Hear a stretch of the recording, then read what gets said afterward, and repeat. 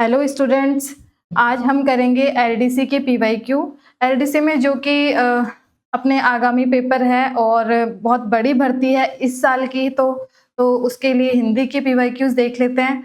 और इसमें आपको बताइए कि हिंदी के 3 कैटेगरी में हो सकते हैं कि जैसे 100 है तो उसमें से ऐसे तो 75 आते हैं क्वेश्चन, पर 100 है तो उसमें से 40 तो बिना पढ़े लगभग जिसकी ठीक-ठाक हिंदी है वो कर देते हैं। फिर 40 से 80 वाले हैं ना, वो एक बार पढ़ के खुद से कर देते हैं।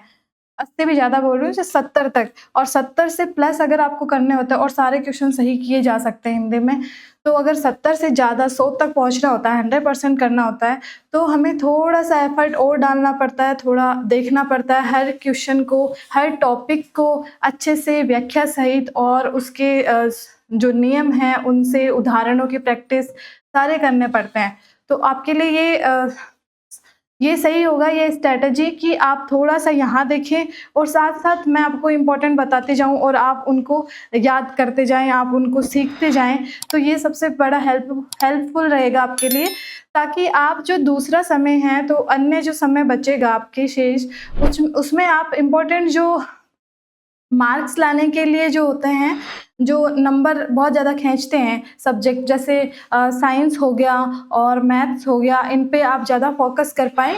और इंग्लिश भी, इंग्लिश बहुत ज़्यादा टफ रहती है, तो हिंदी का जैसे मैं करवा रही हूँ, तो अभी पीवाईक्यू करेंगे, फिर टॉपिक वाइज अपन हर टॉपिक वाइज मतलब क्वेश्चन करते जाएंगे बाद में, और अच्छे लेवल के जिस प्रकार से अभी आरएसएसबी बोर्ड पूछ रहा है उस अकॉर्डिंग अपन पढ़ेंगे।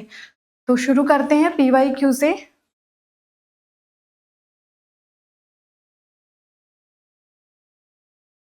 वैसे तो आप लोगों ने देख लिया होगा, पर एक बार देख लेते हैं थोड़ा-थोड़ा। और हाँ, मैं एक बता दूँ, चाहे कितना भी पैटर्न बदल ले, पीवाईक्यू से क्वेश्चन आते हैं। इवन उसी एग्ज़ाम से वापस पूछ लेते हैं, जैसे एलडीसी का तो पिछली एलडीसी से पूछ लेंगे, 2018 वाले से पूछ लेंगे, और सारे जहाँ पे भी हिंदी आती है उसमें से पूछ लेंगे। इवन मेरा तो ये मानना है पर्सनली कि 75 से 80% आपका काम हो जाता है, आप 60 तो मान ही लो। और कुछ नया आता है, पैटर्न बदला है, थोड़ा-सा डिफ़िकल्ट पूछते हैं, तो वो उसी में से कि डीप नॉलेज पूछने लग गए हैं। ऐसा सीधा-सीधा नहीं पूछते आजकल, थोड़ा डीप पूछने लग गए हैं। तो देखते हैं अपन ये, इसमें है देखो, पहले पूछा है शब्द युग्म का पूछा है। शब्द युग्म का पूछा है, जिसमें है अमल और अम्ल। शब्द युग्म का सही अर्थ युग्म कौन सा होगा? तो ये सिंपल सा होगा कि जैसे अमल बोलते हैं, जैसे पहले तो मैं ये बता दूं, अमल, इसको ऐसे, मल मतलब मैला, जो गंदा है, जो गंदगी से युक्त है वो। तो यहाँ कौन सा है?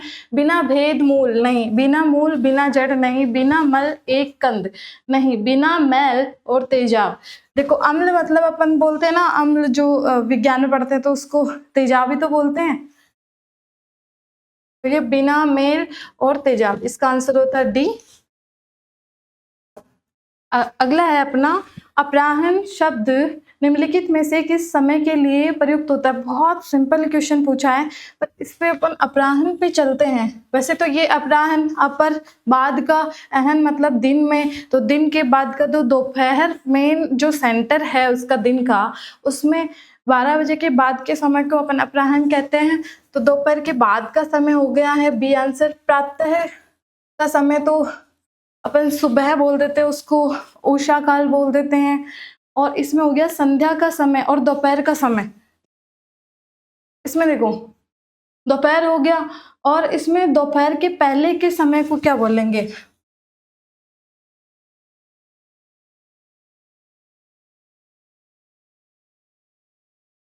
में बोलेंगे इसे, अब देखो ये है पूर्वाह्न। पूर्वाह्न, अब इसका अपराह्न में देखे तो में है अपर और अहन, या आप इसको अहन लिखो, या फिर ये है ना जो आपको बड़ा दिख रहा है, वो है एक्चुअली आधा है, और जो नए है वो पूरा है। लेकिन जब ऐसे लिखते हैं इनको संयुक्त वर्ण के रूप में, इनके भी नियम होते हैं, तो संयुक्त वर्ण में लिखते हैं, तो ये जो नए है वो इसके अंदर चला जाता है, नीचे लिखा जाता है इसको, और इसका मतलब होता है दिन। ये हो गया अपर। अपर मतलब बाद में, दिन मतलब दिन के बाद का समय कौन सा हो गया, अपराह्न। और पहले का समय, पहला मतलब पूर्व, और क्या, अहन। ये शब्द पूछा जाता है।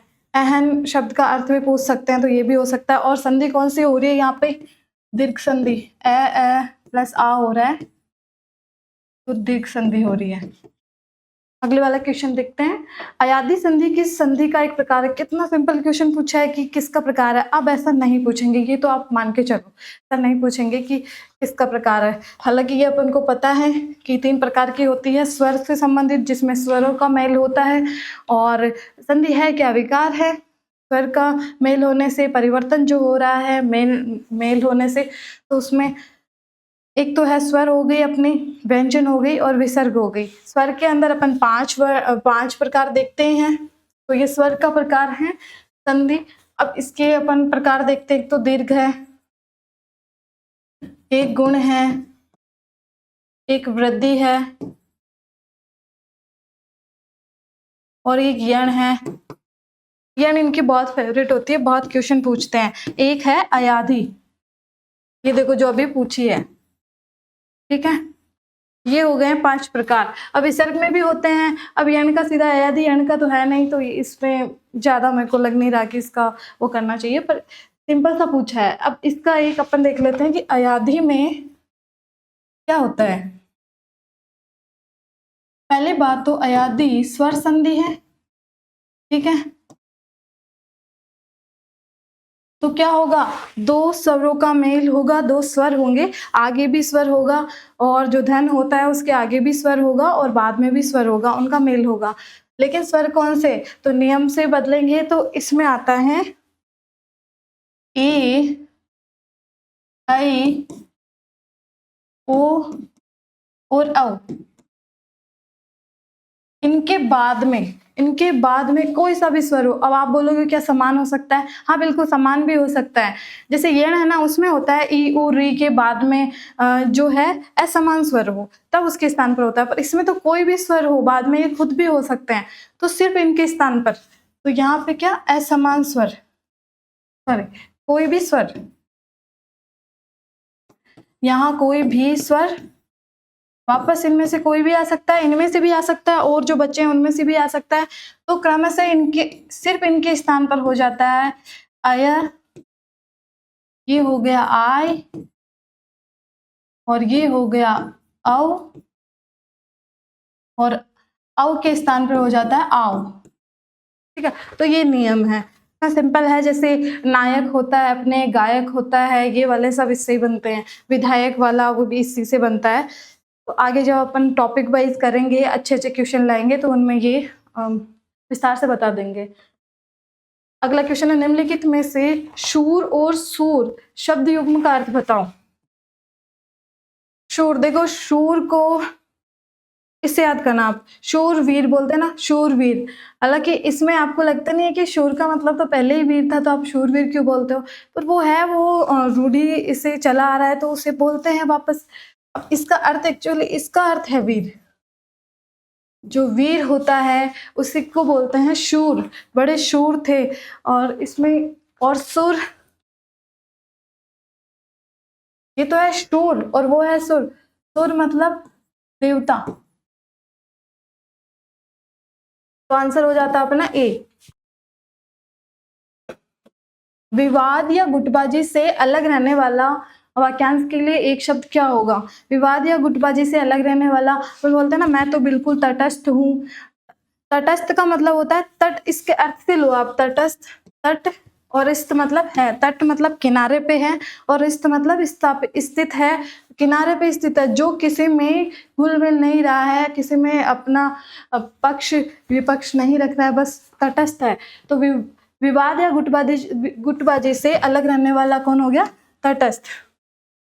विरल होता है जो कम सघन होता है,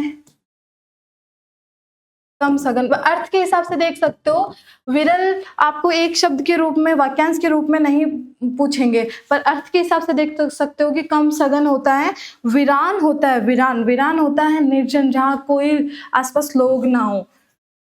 और आश्वस्त होता है किसी के विश्वास पर आधारित, तो उस किसी के विश्वास के अंतर्गत रहता है, आश्वस्त रहता है किसी के विश्वास।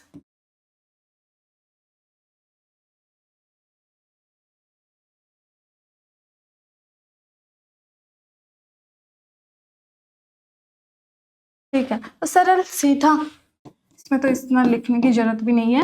सरल मतलब सीधा। अब देखते हैं, अब है सूची के साथ सूची 1 के साथ सूची 2 का मिलान करना है सीधा सा। इसमें है हथेली पर सरसों। ये मेरे को क्वेश्चन यहाँ से अच्छा लगना स्टार्ट हुआ। इसमें देखना आपको भी थोड़ा सा ऐसे लगेगा कि इसमें थोड़ा सा अगर ये तो मिलान में थोड़ा गड़बड़ कर दिया कि एक मिलते ही सारे मिल जाते हैं, वो वाला फिर वो डिफिकल्ट क्वेश्चन को भी ईजी बना देता है। पर ये इसमें थोड़ा सा अच्छा है कि हथेली पर सरसों जमाना तो आपको सबको आता है कि हाँ कठिन और असंभव कार्य कर देगा जी। हथेली पर से भी उगना नहीं है, तो ये कठिन और असंभव कार्य हो गया। ठीक है, इसमें आ गया अपने 3rd। अब है अंधों का हाथी होना, एक है अंडे का शहजादा होना, है ना। अब देख, और आंधे के आम होना। अब इसमें देखो ये वाले देखना, पूरी बात ना समझना, सामयिक लाभ होना, अनुभवहीन होना।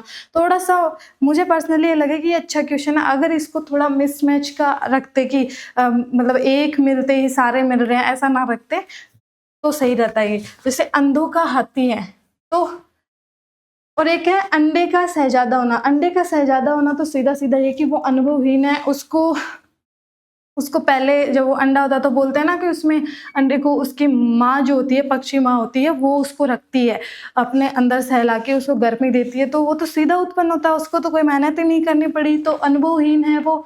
आंधी के आम होना, आंधी आई, आम नीचे आ गए। आम को अच्छी चीज माना जाता है, जैसे सोने को अच्छी चीज माना जाता, तो आम को भी एक लाभ के रूप में देखा जाता, तो इसका अर्थ इससे लगा सकते हैं कि सामयिक लाभ होना। और एक है अंधों का हाथी होना, तो पूरी बात ही नहीं समझ रहा है, उसे कहते हैं अंधों का हाथी होना। तो कौन सा हो जाएगा अपने 1st, 4th और 2nd। 3rd, 1st, 4th, 2nd B answer हो जाएगा। अगला क्वेश्चन देखते हैं। ये अपने LDC अभी जिसके लिए मैं पढ़ा रही हूँ उसी के लिए है। अपना कोर्स चल रहा है, ऑनलाइन वीडियो कोर्स, तो आप ले सकते हैं। इसमें हाँ, इसमें डिस्काउंट भी चल रहा है अभी। जो 1999 का आ रहा था वो 1500। हाँ ठीक है, देखते हैं। ये सूची 1 को सूची 2 का मिलान कीजिए।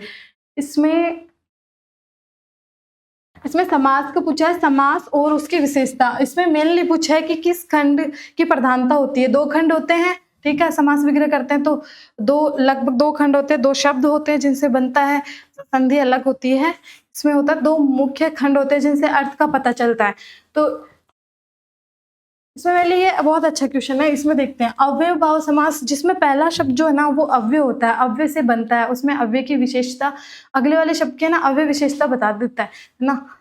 विशेषता मतलब उसमें विशेषता जोड़ता है। विशेषता का मतलब कर्मधारय मत लगा लेना। अव्यय का मतलब है अव्यय होगा, उसमें अव्यय शब्द होगा, फिर उसका संबंध बताएगा, उसकी विशेषता बताएगा।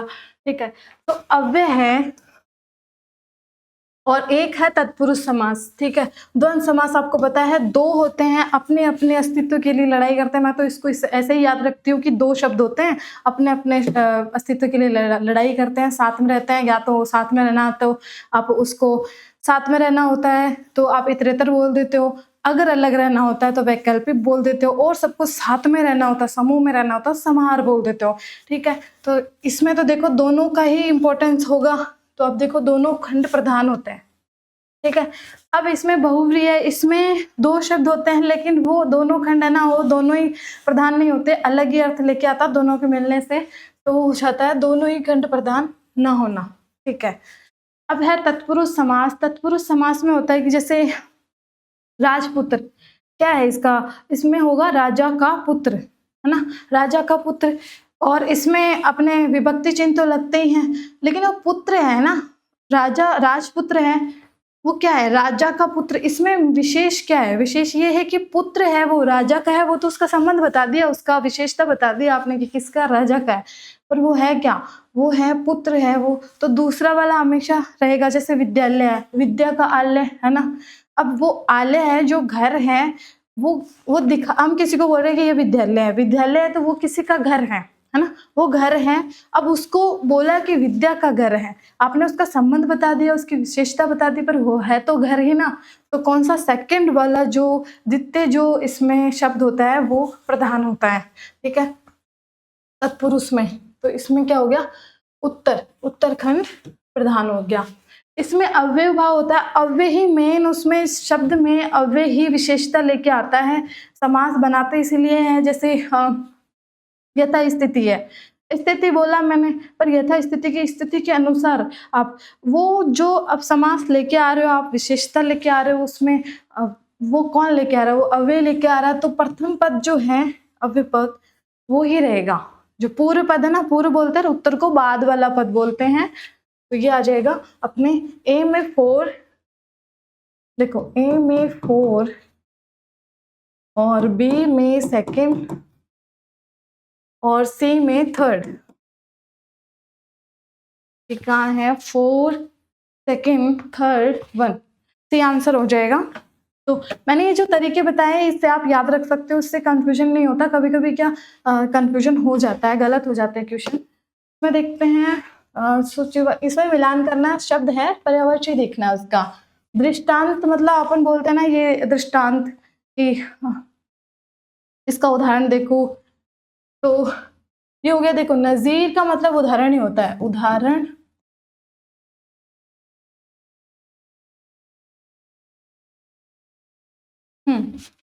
उल्लू, उल्लू का मतलब होता है, देखो उल्लू को बोला जाता है कौशिक। काक का तो सीधा आपको याद रहना चाहिए, काक का होता है पिशून, एक होता है वायस, एक होता है काग, और उल्लू, उल्लू का होता है कौशिक, और दृष्टांत का नजीर। और कुत्सित मतलब जो होता है ना, कुत्सा मतलब होता है निंदा करना, निंदा। तो जिसकी निंदा की गई, जो बुरा है, मतलब जो बुरा है, बुरा कौन होता है, जो अधम होता है, गिरा हुआ रहता है ना, अधम रहता है, गिरा हुआ रहता है, उसी को बोलते हैं। तो हो गया इसमें, तो इसमें कौन कौन सा हो गया, उल्लू का हो गया ये, सेकंड और फोर्थ।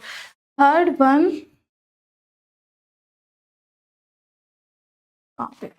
थर्ड वन और सेकंड और फोर्थ, डी आंसर होता है इसका। तो देखते हैं, विवाद या गुटबाजी से अलग रहने वाला, ये वापस आ गया अपने तटस्थ, इसका आंसर होगा ये, वापस रिपीट हो गया। हाँ, ये बहुत अच्छा क्वेश्चन है, ये बहुत अच्छा क्वेश्चन है। इससे शायद आगे इसमें संबंधित एक, तो इसी के आगे एक क्वेश्चन और आएगा, और एक अगर क्वेश्चन अच्छे लेवल का बनाना होगा इस बार, तो वो इससे जरूर पूछेगा, इससे रिलेटेड। चलना चलाना शब्द निम्नलिखित में से किस क्रिया, क्रिया का पूछा है, क्रिया का उदाहरण है। देखो रचना के आधार पर होती है ना, संरचना के आधार पर कि किस प्रकार वो क्रिया बनी। जैसे संयुक्त पढ़ते हैं अपन, संयुक्त पढ़ते हैं, पूर्वकालिक पढ़ते हैं, उस हिसाब से। तो इसमें देखते हैं, समाप्ति बोधक, चलना चलाना नहीं है ही नहीं, ये अवकाश बोधक। देखो समाप्ति बोधक, अवकाश बोधक ये हो जाते हैं अपने पक्ष किया जाते हैं, पक्ष में, लेकिन ये विशेष इसके क्रिया के प्रकार नहीं होते हैं। आप भावार्थ के रूप में देखना चाहिए तो आ सकते हैं, पर ऐसे नहीं आ सकते। अब देखो इच्छा बोधक क्रिया, फिर से बोल रही हूँ, वृत्ति को, वृत्ति, वृत्ति अलग होती है, क्रिया का ही भेद होती है, पर वो भाव दिखाती है, क्रिया का काल दिखाती है, उसकी भावार्थ दिखाती है, वो होती है वृत्ति। अब आते यौगिक क्रिया, हालांकि इसमें बहुत सही दे दिया कि हाँ एक इनमें से आप लगा सकते थे यार ये तो कभी पढ़ा ही नहीं है, ये है नहीं, तो आप इस आंसर ये लगा के आ जाओगे, पर ये लॉजिक बताते हुए इसका कैसे है।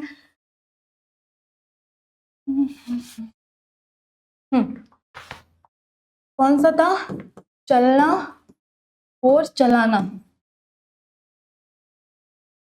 ये एक पूरा शब्द बोला इन्होंने कि इस शब्द में कौन सी क्रिया है, तो हमने बोला कि यौगिक क्रिया है, ये कहा यौगिक क्रिया है, ठीक है। देखो एक होती है अपने संयुक्त क्रिया,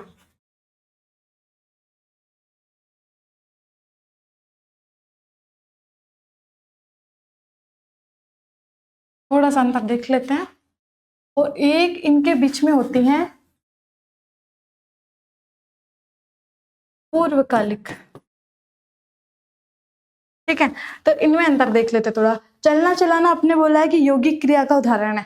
यौगिक क्रिया का कैसे है, आप तो इसको संयुक्त क्रिया भी बोल सकते हो ना। देखो, यौगिक क्रिया में दो क्रियाएं होती हैं, और जो जो कोशीय अर्थ होता है, जो परिणामी अर्थ होता है ना, दोनों का सम्मिलित रूप से निकलता है। जो कोशीय अर्थ है वो दोनों का निकलता है, दोनों का सम्मिलित रूप से निकलता है। ठीक है, दोनों का निकलता है। एक तो अपने देख लिया दो क्रियाएं होती हैं, एक कोशीय अर्थ जो है वो दोनों का निकलता है, दोनों का सम्मिलित रूप से निकलता है। एक इसमें, एक इसके उदाहरण देखते हैं। क्या हो गया ये? ठीक है। हम्म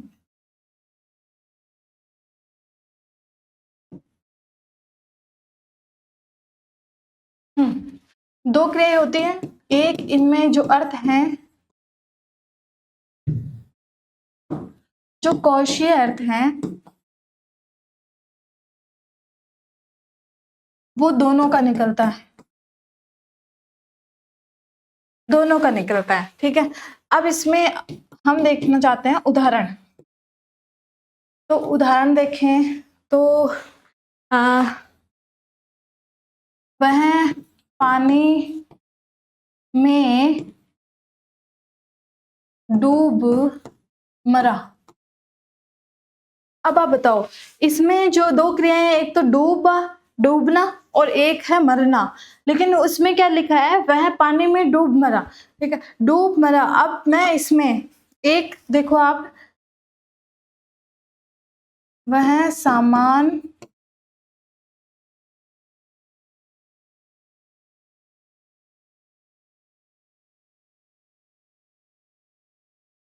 यार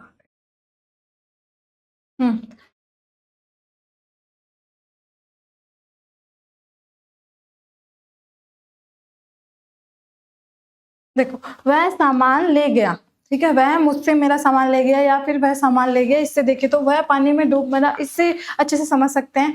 इसमें दो क्रियाएं, एक तो डूबना, एक मरना। पर जो दो क्रियाएं हैं वो दोनों अर्थ दे रही है ना, डूबना भी है, मरना भी। मैं ऐसे बोलूं वो पानी में मरा, ठीक है, तो मरना ही अर्थ हुआ, वो पानी में डूबा। ठीक है, दोनों डूब मरा तो भी डूबा और फिर वो मरा, दोनों का अर्थ आ रहा है। दोनों जो सम्मिलित रूप से, जो कोश है, कोश मतलब होता है परिणामी, परिणामी जो दोनों का जुड़ के आ रहा है ना, कोश मतलब जुड़ के आना, तो जुड़ के आ रहा है तो दोनों का अर्थ आ रहा है। अब इसके एक बहुत अच्छी बात है, इसमें लगता है कर। कर जो है वो अप्रकट अप्रकट रहता है, पर आप कर को लिख भी दोगे ना तो भी इसके अर्थ में कोई परिवर्तन नहीं होगा, गलत नहीं होगा। जैसे मैं बोलूं वह पानी में डूब कर मरा, वह पानी में डूब कर मरा, क्या ये गलत हुआ? क्या मैं यहाँ लिख दूं डूब कर मरा? नहीं, ये वैसा ही अर्थ दे रहा है। इसमें जो कर है वो अप्रकट होता है, मतलब इसमें इनविजिबल होता है, वो दिखता नहीं है, और आप उसको विजिबल भी करवाओ, आप उसको लिख भी दो तो भी वो वैसा ही अर्थ देता है। एक देखते हैं, वह सामान ले गया, मैं यहाँ लिखूं वह सामान लेकर गया कर, तो क्या इससे अर्थ परिवर्तित हुआ? क्या नहीं, अर्थ परिवर्तन नहीं हुआ। एक्चुअली इसमें पहले ही था, इसमें पहले ही कर था, बस वो लिखा नहीं गया, और आप लिख भी देते हो तो कोई दिक्कत नहीं होती है। अब आप इसमें मेन जो आप अर्थ अंतर देखने की बात करोगे तो दो क्रियाएं होगी, दोनों अपना अर्थ देगी, सम्मिलित रूप से देगी। ऐसे नहीं कि दूसरी उसको अप्रभावी कर रही है या उस पर प्रभाव दबा रही है उसको, ऐसा नहीं होगा, दोनों अपना अर्थ देगी। और उसमें कर हैं जो आप लगा भी दोगे, नहीं भी लगाओगे, कोई दिक्कत नहीं है। अब आप इसमें देखना, संयुक्त क्रिया है, इसमें होती है दो क्रियाएं, दो क्रियाएं होती हैं। अब वो क्रियाएं कौन कौन सी होती हैं? इसमें दो क्रिया होती है, दोनों, एक तो क्रिया फर्स्ट और एक होते सेकंड। ठीक है, इसमें होते हैं क्रिया फर्स्ट और क्रिया सेकंड, इसमें भी 2 होती है। चलो यहाँ तक तो सेम है। अब देखते हैं, जो ये वाली क्रिया है ना, ये होती है मुख्य क्रिया, मुख्य है, और ये होती है सहायक। कैसे होती है कि ये बताऊं मैं आपको कैसे होती है? ये होती है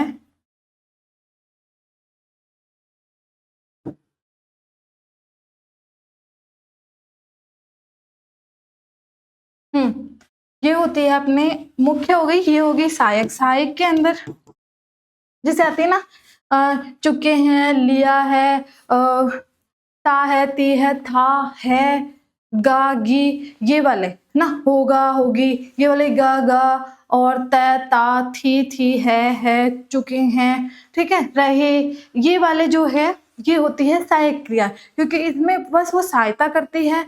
ये क्या करती है? ये बताती है उसकी वृत्ति, वृत्ति, काल और पक्ष का बोध।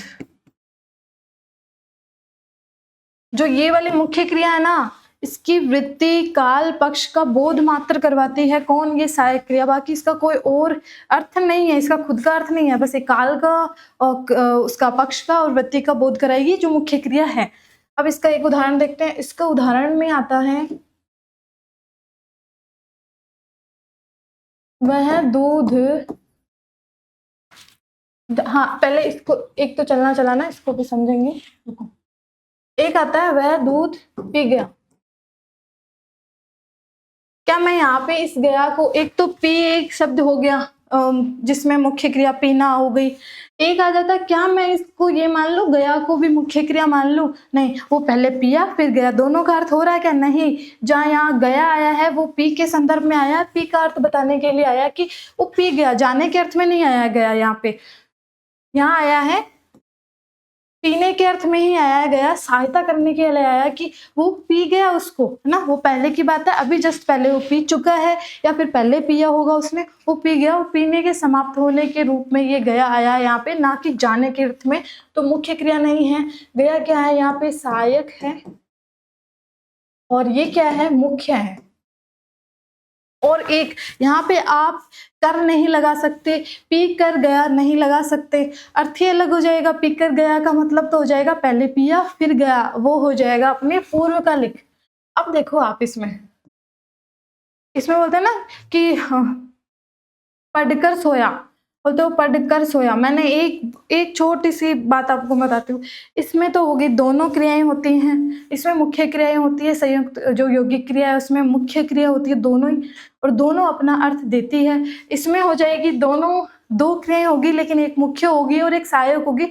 जो मुख्य क्रिया है ना, सहायक क्रिया है, वो मुख्य क्रिया का ही अपने बताएगी, पक्ष, काल और वृत्ति बताएगी, बस इतना मात्र उसका यहाँ पे काम होता है और कुछ नहीं होता।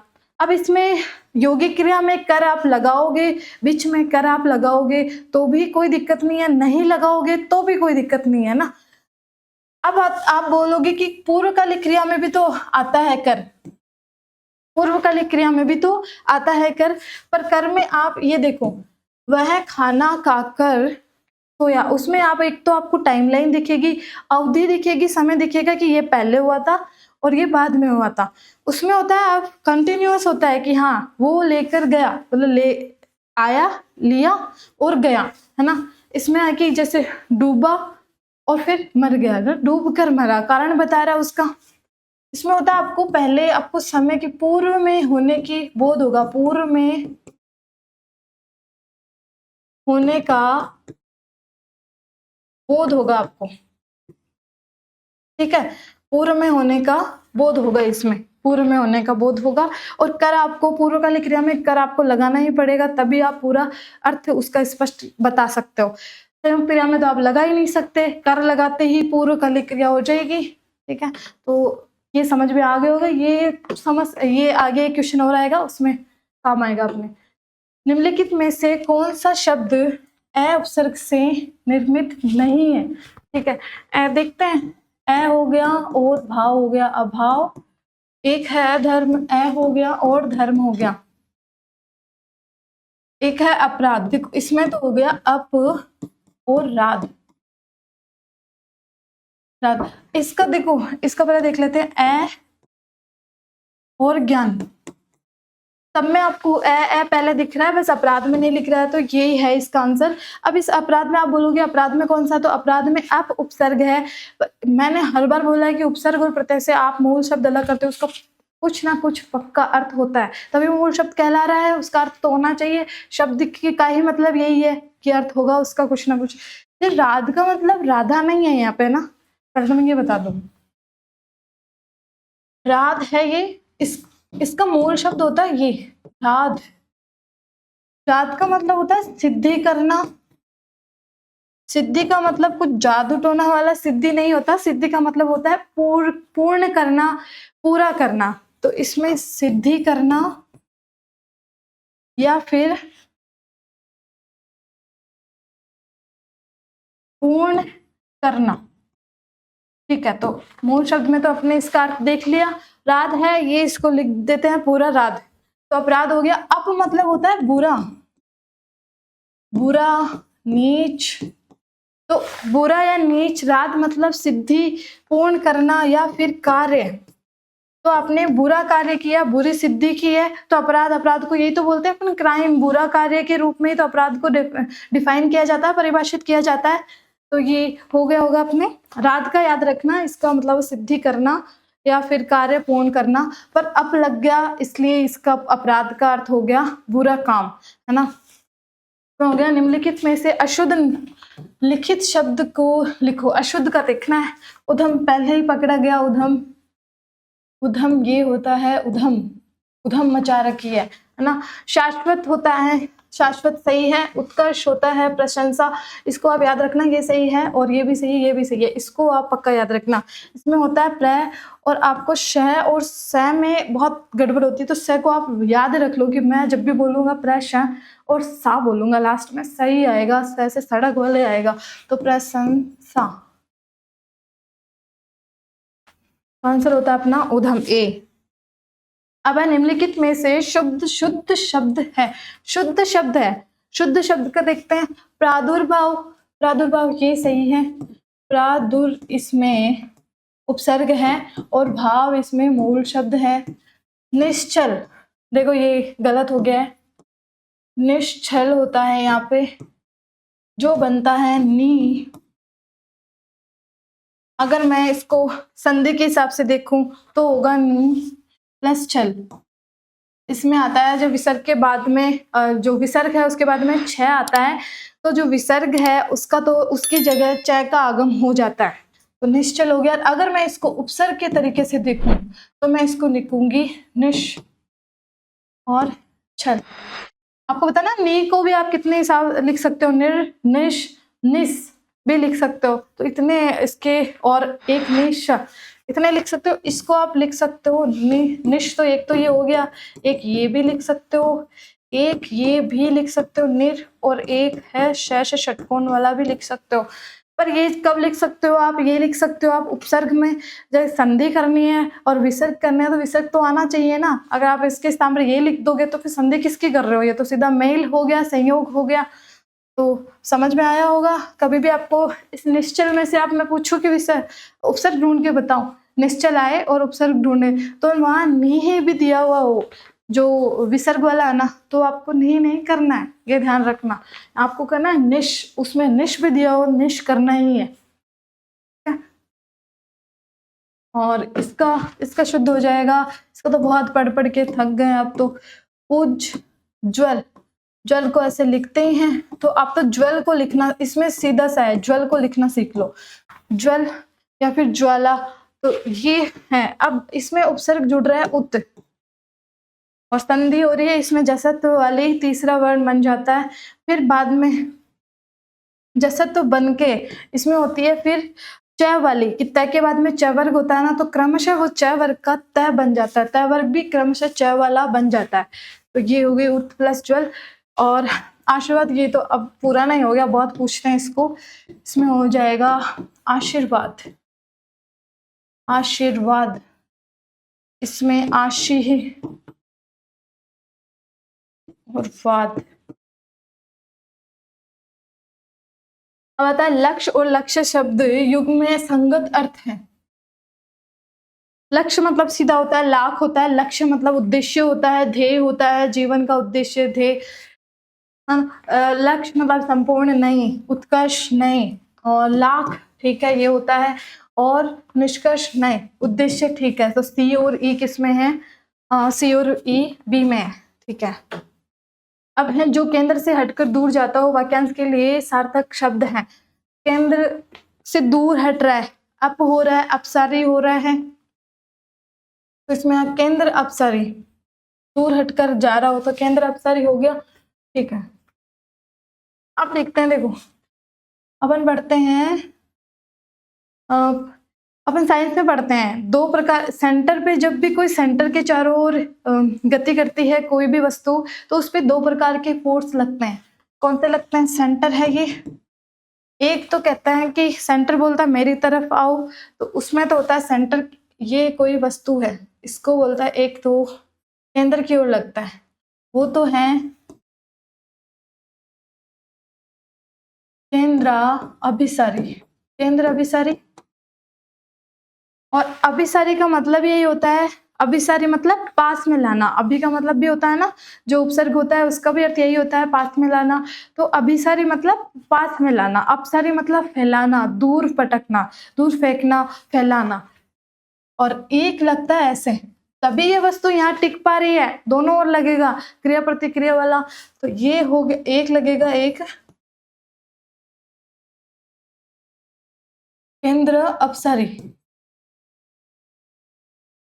अभी मैंने बता दिया, अभिसारी मतलब अंदर खींचना, इकट्ठा करना, है ना, और एक है अपसारी, दूर फेंकना, फैलाना। तो ये है बाहर की ओर, केंद्र की बाहर की ओर अपोजिट, और ये लग रहा है केंद्र अपसारी केंद्र की ओर। अब है इसका भी अर्थ अपन ने देख लिया, केंद्र की ओर होता तो ये हो जाता क्रमागत, क्रम से, जो क्रम से व्यवस्थित हो, क्रम से आने वाली, ठीक है, उसे बोलता है क्रमागत। और एक है केंद्र अभिमुख, देखो ये है केंद्र अभिमुख। केंद्र अभिमुख का मतलब, अभिमुख मतलब अभि मतलब सामने, मुख मतलब मुख है, तो केंद्र की तरफ मुख है। अभिमुख तो मतलब होता है सामने मुख है, पर किसके? केंद्र की ओर मुख है, तो केंद्र अभिमुख बोलते हैं। केंद्र अभिमुख जिसका केंद्र की ओर मुख हो।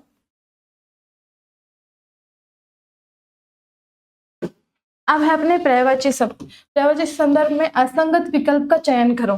देखो उपमा होती है, किसी को उपमा देखते हैं तो अपन बोलते हैं ना कि उपमा दी क्यों है, उसके समान है, उसके विशेषता मैच होती है, इसलिए उपमा, सादृश्य, समानता और तुलना, ठीक है ये, ठीक है ये। एक है चंद्रमा, हिमांशु, हिमकर, राकेश, बिल्कुल सही है ये। में शशांक हो जाएगा, जैसे मैंने एसआई वाले में करवाया था, बहुत है, इससे बहुत पूछा जाता है, चंद्रमा, ये बहुत पूछे जाते हैं। एक तो अपनी प्रकृति में है ना, पहाड़ हो गए, नदियां हो गई हैं, समुद्र हो गया, बादल हो गए हैं, पेड़ हो गए हैं, जंगल हो गए हैं, और एक सूर्य हो गया, चंद्रमा हो गया, पृथ्वी हो गया, इनके याद करो। एक आप इनके सेगमेंट बना के याद किया करो, और एक याद किया करो देवी देवताओं के, देवी देवताओं को याद किया करो।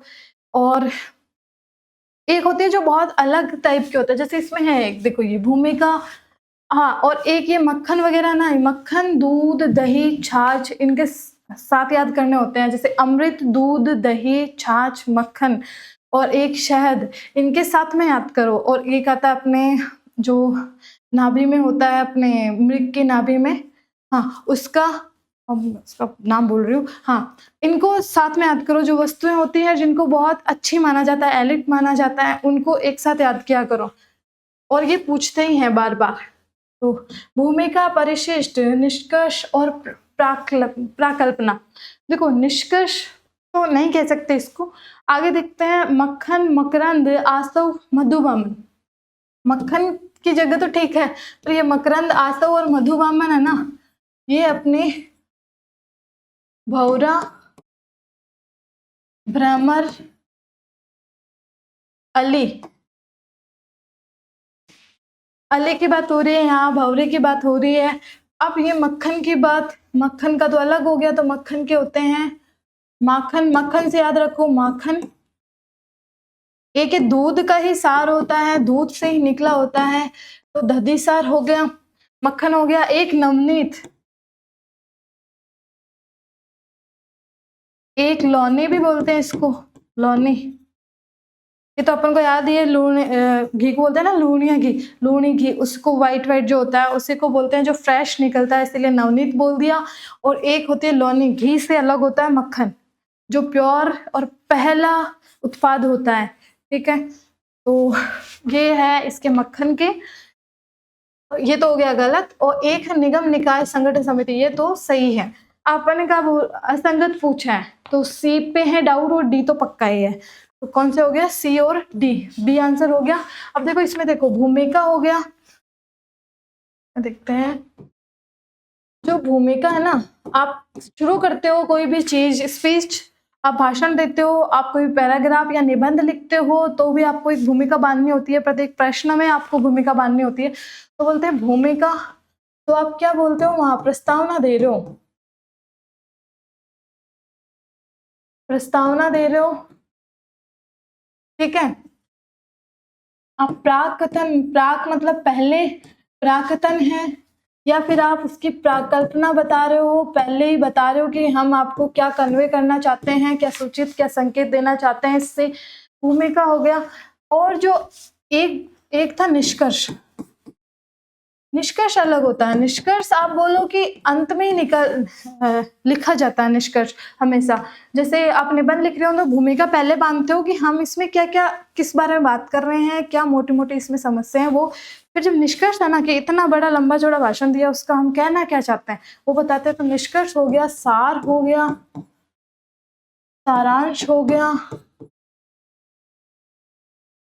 आप भावार्थ कह दो पूरा, और परिणाम हो गया, ठीक है। तो ये हो गया अपने। अगला क्वेश्चन है शब्द रूप और उपसर्ग। इसमें शब्द रूप दे रखे है, उपसर्ग अलग करना है।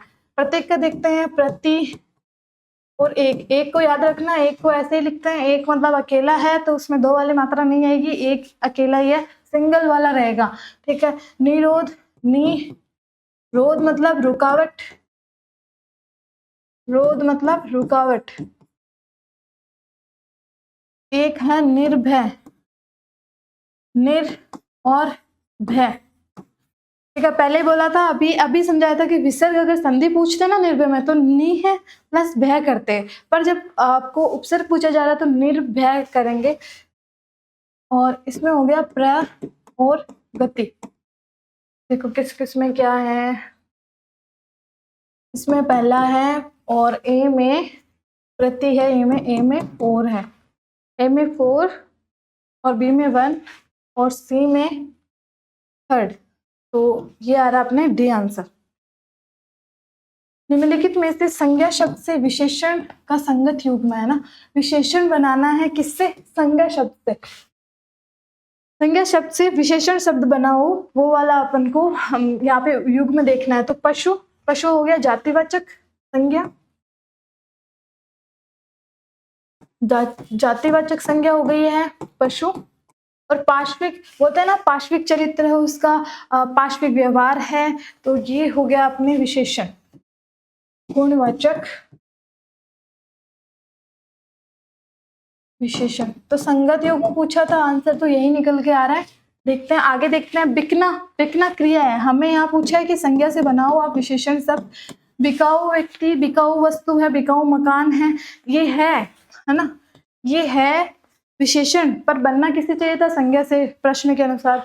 और बन किससे रहा है, क्रिया से। तो बिकाऊ हो गया है यहाँ पे, ये भी अपना गुणवाचक विशेषण। गाना और गवैया, ध्यान से देखना, गवैया आप इसको संज्ञा में भी ले सकते हो कि गवैया व्यक्ति को ही बोलते हैं, गाने वाले व्यक्ति को बोलते हैं।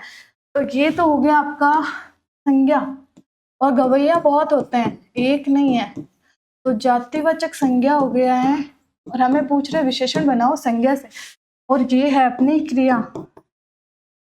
तैरना भी क्रिया है, और तैराक, तैराक व्यक्ति होता है, किसी को बोलते हैं तैरने वाले व्यक्ति को तैराक बोलते हैं। तो तैराक को बुलाओ बोलते हैं ना, तैराक को बुलाओ, तो तैराक क्या है यहाँ पे, संज्ञा के रूप में आ रहा है, पर कौन सा तैराक बहुत होता है स्पेसिफिक, उसका नाम नहीं है, तो ये है जातिवाचक संज्ञा।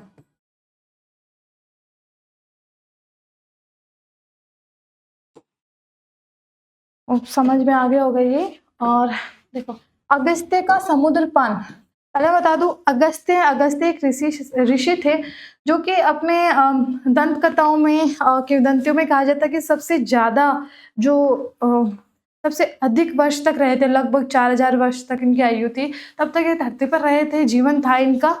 और ये बड़े सिद्ध पुरुष थे, तो इनके द्वारा समुद्र पान कर लिया गया था। क्यों किया गया था? ताकि असुरों को छिपने की जगह ना मिले, रहने के स्थान ना मिले, इसलिए समुद्र पान पी गए थे पूरे समुद्र को। तो ये बड़ा एक सिद्ध पुरुष ही कर सकता है, अपने जैसे साधारण मनुष्य कर सकते हैं क्या? नहीं, तो असंभव कार्य है ना अपने लिए। तो क्या होगा इसका? देखो ये रहा, असंभव कार्य करना।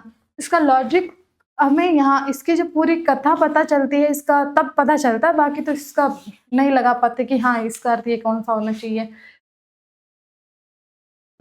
में है नेह और रज, नीरज। तब निम्नलिखित में से कौन सी संधि का उदाहरण है? देखो यहाँ विसर्ग दिख ही गया है, तो दिख ही रहा है विसर्ग है। अब ये हम देखते हैं यहाँ पे नियम कौन सा लगा, नी प्लस रज। ऐसे बता दूं, अगर नीरज, यहाँ पे आप अगर कह रहे हो कि नीरज जो एक ओनली वर्ड है नीरज, वो क्या है? तो नीर मतलब पानी, एक हो गया नीर, और जय ओनली क्या हो रहा है यहाँ पे? संयोग हो रहा है, ओनली संयोग, ओनली संयोग हो रहा है। और क्यों संयोग हो रहा है? कि कोई मिलन नहीं हो रहा है, कोई नियम से कुछ विकार उत्पन्न नहीं हो रहा है, बस मिलन हो रहा है, दोनों मिल रहे हैं। तो नीर और जनीर मतलब जल, जय मतलब जन्म लेने वाला। कौन कौन होगा यहाँ पे? कमल। तो ये एक नीरज को मूल शब्द भी मानते हैं, या फिर इसे माना जाता है कि ये संयोग से बना है, संयोग मात्र से बना है, नीर प्लस जय से बना है। दो शब्द मिलकर एक अलग अर्थ दे रहे हैं, ठीक है।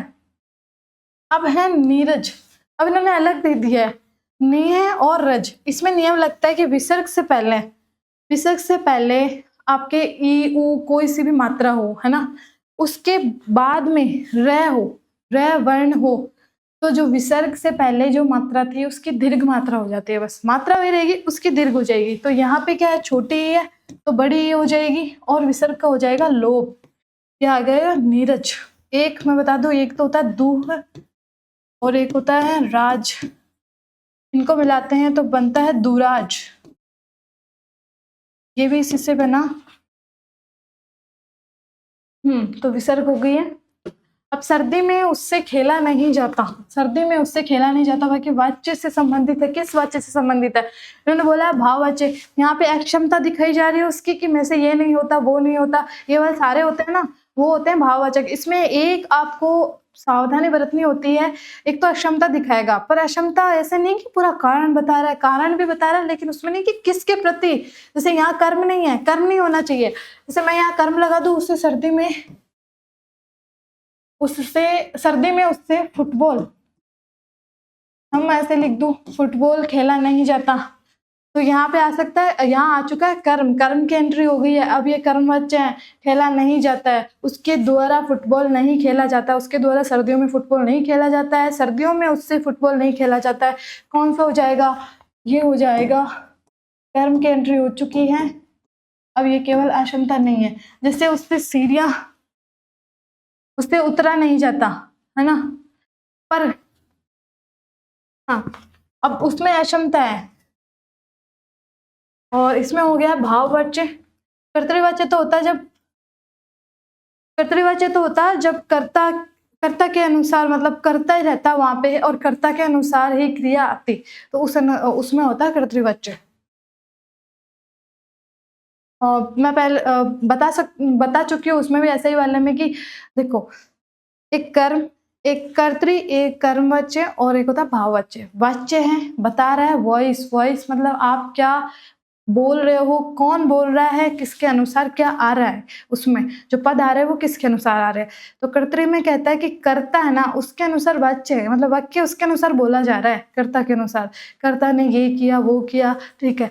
और जो क्रिया है वो कर्ता के अनुसार आ रही है। अब आप बोलोगे इसमें तो कर्म नहीं होना चाहिए, बिल्कुल कर्म हो सकता है, उसमें कर्म भी हो सकता है, पर मेन इसमें तो परिभाषा यही है कि जो क्रिया है ना वो कर्म के कर्ता के अनुसार आ रही है, तो कर्तृवाच्य हो गया। और अगर कर्म के अनुसार आ रही है तो कर्मवाच्य हो गया। अब आप बोलोगे इसमें कर्म होगा कि नहीं होगा? अरे भाई आई कर्म के अनुसार रही है तो कर्म तो होगा ही। तो कर्मवाच्य में हमेशा कर्म अनिवार्यतः होता है, तभी वो क्रिया उसके अनुसार आती है। भाववाच्य में एक दिक्कत है कि आप बोलते हो कि इसमें कर्म नहीं होता, उसमें अक्षमता दिखाई जाती है ना, किसी के अनुसार नहीं आता, कर्ता के अनुसार भी नहीं आती, किसी के अनुसार उसमें अक्षमता दिखाई जाती है कि उससे उतरा नहीं जाता, उससे खाया नहीं जाता, वो दिक्कत उसमें आ जाती है। लेकिन उसमें भी अगर कर्म आ जाता है ना कि उससे फल तोड़ा नहीं जाता, फिर वहां पे आपका कर्मवाच्य हो जाएगा, क्योंकि फल की बात हो रही है, वहां पे फल अक्षमता दिखा रहा है लेकिन कर्म बता रहे हैं कि इसमें अक्षमता है, तो कर्म की बात हो रही है। अब इमली के पात पर बारात का डेरा, इमली का पात छोटा सा आपने देखा होगा, छोटा सा, इस पे आप बारात का डेरा, तो असंभव कार्य हो गया ना, एक बहुत बड़ी बात होगी तो असंभव कार्य हो गए, तो असंभव बात हो गई है, दोनों तरफ मुसीबत नहीं। और बहुत प्रताड़ित करना, निराली बात, बारात निकालना, नहीं ये नहीं होगा, यही होगा इसका सिंपल सा। एक है पुस्तक पढ़ी जाती है, वाच्य भेद का कौन सा रूप है? ठीक है, पुस्तक पढ़ी जाती है, पुस्तक खुद को तो अपने आप पढ़ नहीं लेगी, उसको कोई ना कोई पढ़ ही रहा होगा, पढ़ी जाती है, पैसिव की बात हो रही है, अगर आप इंग्लिश में है तो पैसिव की बात हो रही है यहाँ पे, तो कोई ना कोई कर रहा है, बाई है यहाँ पे, बाई के आगे करता है, यहाँ पे कोई ना कोई इसे कर रहा है, तो पुस्तक पढ़ी जाती है, लेकिन क्रिया किसके अनुसार आ रही है? पुस्तक के अनुसार आ रही है। तो अभी बताया था यहाँ पे पुस्तक है कर्म, जो किया जा रहा है, जिसको किया जा रहा है वो है कर्म, और क्या है? पढ़ी जाती है, ये हो गई है क्रिया, किसके अनुसार आ रही है? कर्म के अनुसार, तो कर्म है। ठीक है, कर्म बच्चे हैं। अगला क्वेश्चन है, नारीश्वर का संधि विच्छेद है। नारीश्वर बहुत सिंपल है, नारी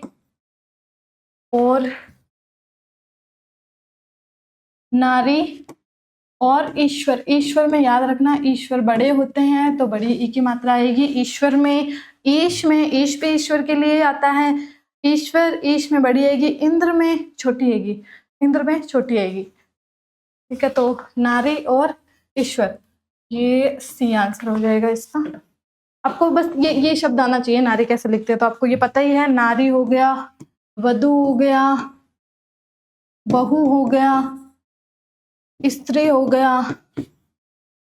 तो क्या महिलाओं के सामने कोई बोल सकता है? नहीं। तो क्या बड़ी आएगी हमेशा, इसमें याद रखना, वधु में, बहू में, स्त्री में, नारी में। और इसमें भी जो आकारांत होती है ना, उनको बोला ही जाता है कि स्त्रीलिंग बनाने के लिए आकारांत बना दे। आकारांत का मतलब होता है लास्ट में, अंत में आ की मात्रा आती है। जैसे बालिका हो गई है, जैसे राधा हो जाता है, तो स्त्रीलिंग बनाना होता है तो आकारांत हो जाती है। इसमें इसी प्रकार बहु, वधु, स्त्री, नारी, इसमें तो अब याद रखना ये बड़ी मात्रा से होता है। एक है हिंदी शब्द और अंग्रेजी शब्द, जो पारिभाषिक शब्दावली आ गई है। कार्यालय ज्ञापन, ज्ञापन को बोलते हैं अपन मेमोरेंडम, देखो ये मेमोरेंडम बोलते हैं, और एक कार्यालय को ऑफिस बोलते हैं, तो ऑफिस मेमोरेंडम हो गया। संकल्प बोलते हैं ना, इस नए वर्ष आप क्या संकल्प लेना चाहेंगे, या संकल्प लेते हैं कि मैं आज से पढ़ाई करूंगा, तो संकल्प मतलब होता है रेजोल्यूशन, रेजोल्यूशन बोलते हैं। ये हो गया अपना, ये थर्ड में, और ये फर्स्ट में। प्रेस विज्ञप्ति, प्रेस नोट सीधा ही आ गया, प्रेस नोट, और विज्ञप्ति मतलब नोट होता है, नोटिस जारी किया जाता है। परिपत्र हो गया सर्कुलर, परि मतलब चारों ओर, पत्र मतलब जो चारों ओर भेजा जाता है, सभी लगभग सभी जो समान स्तरीय एक ऑफिस है या कार्यालय है, उससे संबंधित, उसके समान स्तर के, उससे निम्न या फिर अधीनस्थ वाले जो है, उनमें सारे और जो सर्कुलर किया जाता है, सर्कुलेट किया जाता है, वो पत्र मतलब सभी को भेजा जाता है सामान्य जानकारी के लिए। लेकिन वो होता कौन सा? ऑफिशियली होता है वो। तो ये हो गया अपने थर्ड में, और ये फोर्थ में, ये थर्ड और 1 4 2। ठीक है, ये आंसर हो जाता है अपना। एक है, निम्नलिखित में से कौन सा मुहावरा नहीं है? मुहावरे की बात की जा रही है। ये बहुत सही क्वेश्चन पूछा है इन्होंने। मतलब आप नहीं पढ़ के, थोड़ा सा भी इतने सारे पढ़ के जाते हो तो आपको अर्थ ही आता रहता है, अर्थ आता रहता है, आप उसका अर्थ बता सकते हो या फिर वाक्य में प्रयोग को देख सकते हो। पर यहाँ तो पूछ लिया कि कौन सा लोकोक्ति। लोकोक्ति का एक तो वाक्य प्रयोग में देखो आप, मुहावरा वाक्य के बीच में प्रयोग किया जाता है, और जो लोकोक्ति होती है ना, वो पूरे वाक्य प्रयोग में अंत में आती है, लास्ट में। पूरा वाक्य बोल दिया जाता है, फिर उसको भावार्थ को बताने के लिए लास्ट में एक लाइन जोड़ दी जाती है। और पूरी लाइन होती है। जो मुहावरा होता है ना, वो तो वाक्यांश होता है। और जो लोकोक्ति होती है, लोकोक्ति जो है वो होती है पूरा वाक्य, इसलिए उसको अंत में भी लिख दिया जाता है। उसको जो वाक्य प्रयोग करते हैं उसमें अंत में लिख दिया जाता है। अब देखते हैं, तेल का ताड़ बनाना, छोटी सी बात को बड़ा चढ़ा के बोल देना, ठीक है, और बड़ी लड़ाई कर लेना, आंखों में धूल झोंकना, धोखा देना, नाच ना आवे आंगन टेढ़ा, और उल्टी गंगा बहाना। उल्टी गंगा बहाना मतलब कि विपरीत कार्य करना या असंभव कार्य करना। असंभव तो नाच ना आवे आंगन टेढ़ा। जब आप इसको अर्थ में वाक्य में प्रयोग करोगे ना, मैं सिंपल सा लॉजिक बता रही हूँ, जब आप इसको वाक्य में प्रयोग करोगे तो आप बोलोगे कि नाचना हुआ आंगन टेढ़ा, मतलब खुद की कमियां हैं लेकिन दूसरों में, खुद की कमी को छुपाने के दूसरों में दोष ढूंढना, है ना। अब आप इसमें जिसमें भी प्रयोग करोगे वाक्य में, आप पूरा लिख दोगे कि हाँ ऐसी ऐसी बात हुई, फिर आप उसको बोलोगे, इसे ही बोलते हैं नाचना आवे आंगन टेढ़ा, ठीक है। तो ऐसे इसका करते हैं। अब है अनजान सुजान सदा कल्याण। मुहावरे का उपयुक्त अर्थ। अनजान मतलब, अनजान मतलब जो नहीं जानता है, कौन, मूर्ख। और एक सुजान मतलब जिसको अच्छा ज्ञान है ना, सुज्ञान है, सुजान है, जो अच्छा है, कौन है, बुद्धिमान। बुद्धिमान। दोनों सदा कल्याण मतलब दोनों हमेशा खुश रहते हैं। या तो जो बिल्कुल नहीं जानता वो बहुत खुश है, उसको कोई दिक्कत नहीं है। जो जानता है उसको सब पता है कि हाँ समस्या क्यों है, क्या समाधान हो सकता है, तो सब पता है। तो ये दो लोग कभी परेशान नहीं होते, हमेशा कल्याण में रहते हैं। तो मूर्ख और ज्ञानी सदा सुखी रहते हैं। इसका सी आंसर हो जाएगा। अगला है विपरीत शब्द के लिए प्रयुक्त होने वाला समानार्थी शब्द। समानार्थी पूछा है, ठीक है, विलोम नहीं पूछा है, तो जल्दी जल्दी विलोम कर दे। विपरीत का हो गया है विलोम। देखो, हाँ, इसमें अनुलोम नहीं होगा, द्रोम भी नहीं होगा, लीम, ये तो बिल्कुल ही, यहाँ पे वैसे लोम था, यहाँ लोम था, पर ये भी नहीं होगा। अब है प्रकाश का विलोम शब्द। प्रकाश उजाला, लेकिन हमें क्या चाहिए, अंधकार। प्रकाश तो अंधकार होना चाहिए, तो अंधकार रात का होता है दिन, दिन का होता है रात। उजाला, उजाला का बोल वापस अपन उजाला का अंधकार कर देते हैं, उजाला अंधेरा। देखो, प्रकाश का तो होता है अंधकार, उजाला मतलब उजाला हो गया, अपन क्या बोलते हैं, अंधकार छा गया। अब अगर उजाला हो गया तो क्या होगा, अंधेरा हो गया, तो अंधेरा। निम्नलिखित में से कार्यालय पत्र का प्रकार नहीं है। आपके है ये सिलेबस में कार्यालय पत्र, इसमें मुश्किल से मानो आप 10 क्वेश्चन बनेंगे ना, 10 लास्ट में, ज्यादा बोल रही हूँ, इससे सारा हो जाएगा। इससे आप रटने के बजाय आप ऐसे देख लो, एक फॉर्मेट बनाओ उसका, और ऑफिशियल से देख लो कि हाँ ऐसे ऐसे लिखा जाता है, फिर आपको कभी इसमें दिक्कत नहीं आएगी। तो देखते हैं कि का प्रकार नहीं है। समीक्षा आप रिव्यू कर रहे हो,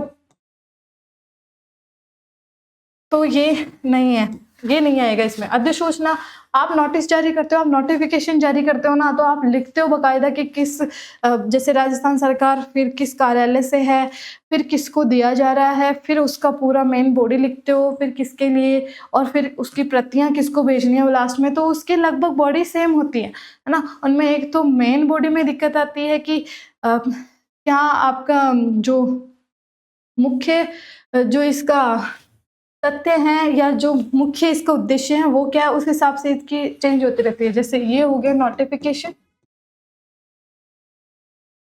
ठीक है, और परिपत्र, अनुस्मारक, ये सब इसके प्रकार है। समीक्षा नहीं है, समीक्षा रिव्यू के लिए ली जाती है, ये इसका नहीं है। एक है निम्नलिखित में से अशुद्ध लिखित वाक्य है। अशुद्ध लिखित वाक्य अशुद्ध है, उसे मृत्युदंड मिला, मेरा स्वास्थ्य अच्छा है, ठीक है। मैंने कविता सुनाया, बिल्कुल ये गलत है। सुनाई होता है, कविता के अनुसार आएगा सुनाई। मैंने कविता सुनाई, मैं जयपुर गया, ठीक है। ये तो सबसे ये अशुद्ध पूछा था, तो सी आंसर हो गया इसमें। और ये है अधिकारियों के लिए प्रयुक्त होने वाला संबोधन। संबोधन होता है जब आप किसी को संबोधित करते हो, किसी को बुलाना है, किसी को संबोधित करना है, कुछ कहना है, तो आप, एक तो होता है अनऑफिशियल, एक ऑफिशियल। ऑफिशियल वर्ड्स होते हैं जैसे माननीय होते हैं और श्रीमान होते हैं। देखो भवदीय मतलब होता है आपका, है ना। जैसे अर्थशास्त्र के पत्र है ना, उसमें भवदीय लिख सकते हैं, लिखते हैं कभी कभी कुछ लोग, तो उसमें लास्ट में, और ये प्रिय भी लिखते हैं, लेकिन ये होते हैं विनम्र, ये होते हैं अनौपचारिक। अनौपचारिक व निजी, ये निजी में आते हैं कार्य, निजी में श्रीमान लिखा जाता है इसमें। पद और समास इनका मेल करना है। देशभक्त, देश का भक्त है, तो इसमें क्या है, कर्म विभक्ति आई है इसमें। हाँ नहीं, देश का है, सॉरी, में है देश, तत्पुरुष हो गया, तत्पुरुष, और इसमें है अपने संबंध कारक, संबंध विभक्ति आई है इस काके की। और दोपहर, दोपहर अभी देख के आए हैं, दो और पहर, पहर मतलब होता है समय, पहर मतलब होता है समय या घड़ी।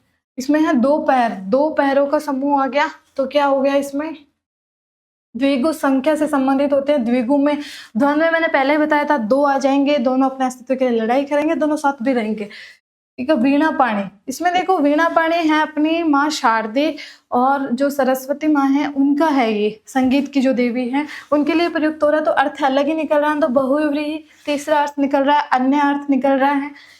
एक है शिव पार्वती, शिव और पार्वती द्वंद्व समास है, अभी बोला था दो शब्द होते हैं, दोनों अपने अस्तित्व को रखना चाहते हैं, या तो वैकल्पिक रख लो, या फिर समाहार में, या इतरेतर के रूप में रख लो। ठीक है, ये देखो शिव और पार्वती, ये आएगा इतरेतर। आप इसको शिव या पार्वती थोड़े लिखोगे, दोनों है ना, तो शिव और पार्वती यह आ जाएगा इतरेतर में। इसको, इतरेतर को ऐसे याद रखो, इतर इतर मतलब ये भी। दोपहर तो संख्या से संबंधित है, देश का भक्त हो गया, इसमें आ जाएगा अपने संबोधन, संबंध, सॉरी, संबंध कारक। और ये हो गया है, मिला लो, अब में है थर्ड, में सेकंड, थर्ड सेकंड एक में ही है, तो आंसर हो जाएगा।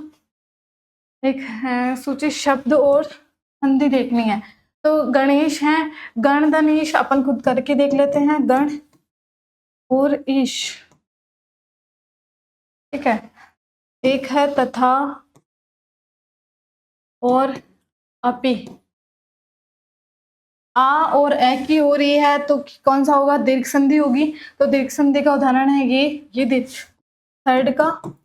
और इसमें गण धन ईश है, तो ए है, न में देखो ए है, ए के आगे क्या ई है, ई, ए आ के बाद में ई उ री आए, तो क्या हो जाता है, उनके स्थान पर, ई के स्थान पर हो जाता है ए, तो क्या हो गया, गणेश हो गया है, तो कौन सी है, गुण संधि है, तो ये सेकंड। अब है प्रत्येक, प्रति और एक को ध्यान रखना, एक को एक नहीं लिखते हैं, एक ही होता है, तो प्रति और एक। अब देखो ई उ अयादि और तीन संधियां है ना, जैसे जो स्वर है ना उसकी 5 होती है, तो जो दीर्घ, गुण और जो वृद्धि, ये 3 तो हो जाती है ए आ के बाद में, ए आ के बाद में आप, और एक हो जाती है जो दीर्घ है ना, उसमें ए आ के बाद में ए आ जाए, और ई के बाद में ई आ जाए, ऊ के बाद में ऊ आ जाए, तो उनके ही दीर्घ हो जाते हैं। ठीक है, दीर्घ का मतलब ये है। बाद में जो वृद्धि और गुण है ना, उसके बाद में था ए आ के बाद में ई ऊ और री आ जाते हैं, तो हो जाती है गुण। वृद्धि में है कि ए आ के बाद में ए ऐ ओ आ जाते हैं, तो उनकी वृद्धि हो जाती है, उनका दीर्घ आ जाता है। ठीक है, तो ये है। और जो अयादि और यण है ना, वो होती है पहले आप छोटे वाले को लाओ, फिर बाद में आप अन्य को लाओ। इसमें था देखा ना आपने, ए आ पहले आ रहे थे, बाद में ई उ ये आ रहे थे, ए आ रहे थे। इसमें आया कि आप जो ई उ री इनको लाओ पहले, उनके बाद में लाओ असमान, तो हो जाएगा यण।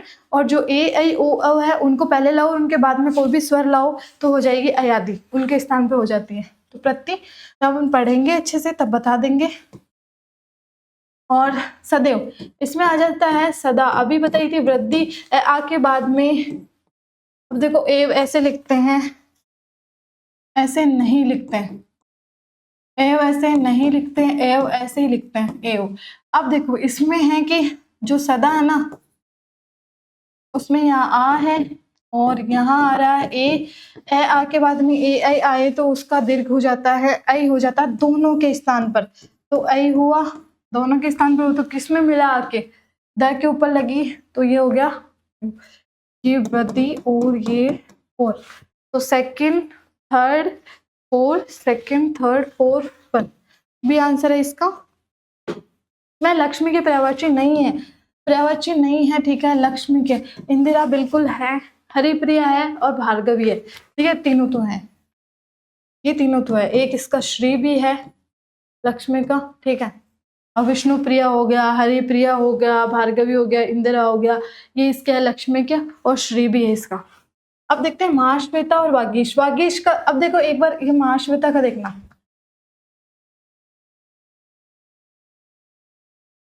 महाश्वेता सफेद रंग से आपको कौन याद आता है? सफेद रंग, श्वेत रंग की जो वस्त्र पहनती है वो कौन है? वो है माँ सरस्वती, विद्या की देवी, संगीत की देवी, ठीक है। तो ये है महाश्वेता सरस्वती, सरस्वती। वागीशा, ये कैसे हुआ? ये हुआ वाक, वाक मतलब बोलना, वाणी। और ईशा, ईशा मतलब देवी। वागीशा, महाश्वेता, और एक अभी अपने पढ़ा था शायद, वीणा पाणी।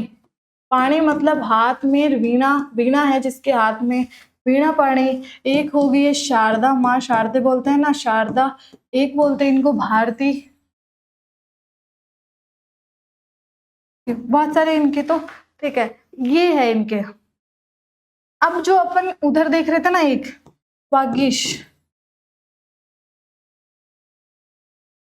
वागीश, वागीश का मतलब होता है वाक, और ईश इसमें संधि है, संधि है अपने इसमें व्यंजन, जिसमें तीसरा जसत्व बन जाता है। नियम बाद में देख लेंगे, वैसे मैं बता देती हूँ। जो कोई भी वर्ग है ना, उसके पहले और पहला पहला दूसरा तीसरा कोई सा भी वर्ण आता है, उसके बाद में चौथा पांचवा आ रहा ना, तो अपने वर्ग का वो, और स्वर आ रहे तो अपने वर्ग का वो तीसरा बन जाता है। तो क के वर्ग का कौन सा तीसरा? ग है, तो ग है, ग आधा बना, ई पूरी जुड़ी, बड़ी ई की मात्रा, तो वागीश बन गया। अब मैंने यहाँ देखा वागीशा, वागीशा था सरस्वती, सरस्वती का, ठीक है। वाणी की संगीत की देवी, वाणी की देवी। अब इसमें वागीश, वागीश है ब्रह्मा जी का, ब्रह्मा, ब्रह्मा जी का है। और एक इसको कवि के लिए, क्योंकि वो भी जो बोलने में वो स्पष्ट होता है, वाणी उसकी बहुत अच्छी होती है, अच्छे शब्दों का प्रयोग करता है, कवि के लिए भी करते हैं। अन्य अर्थ बता रही हूँ मैं, इसके पर्यायवाची स्पष्टता इसके वागीश के नहीं होगे, वागीश लिखते तो इसमें ले लेते। कवि हो गया है, ब्रह्मा हो गया है, और एक हो जाएगा इसका वक्ता, जो मतलब अच्छा बोलता हो, जो स्पीच देता हो, भाषण करता हो गया, वो हो जाएंगे। तो अन्य अर्थ में देख सकते इसको। एक है शीतोष्ण, एक मिनट, उसका आंसर नहीं करवाया।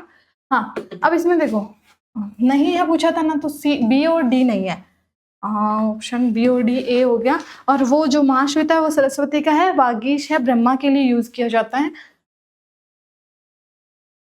इसमें देखो शीतोष्ण में समास है, दो चीजें आ रही है, शीत और उष्ण, उष्ण में बड़ी आएगी, ठीक है। उषा में छोटी आती है, ऊर्जा और उष्ण है ना, उनमें बड़ी आती है, बड़े की मात्रा आती है। तो शीत और उष्ण, उष्ण, ठीक है। दो चीजें हैं, कौन दो आपस में लड़ाई करते हैं अपने अस्तित्व के लिए, दो शब्द हैं, अपना अर्थ दोनों, तो कौन सा हो गया? द्वंद्व समास, दोनों खंड प्रधान, दोनों खंड प्रधान द्वंद्व है। और ये कौन सा है? ये है शीत और उष्ण, या फिर आप इसको ऐसे भी लिख सकते हो, शीत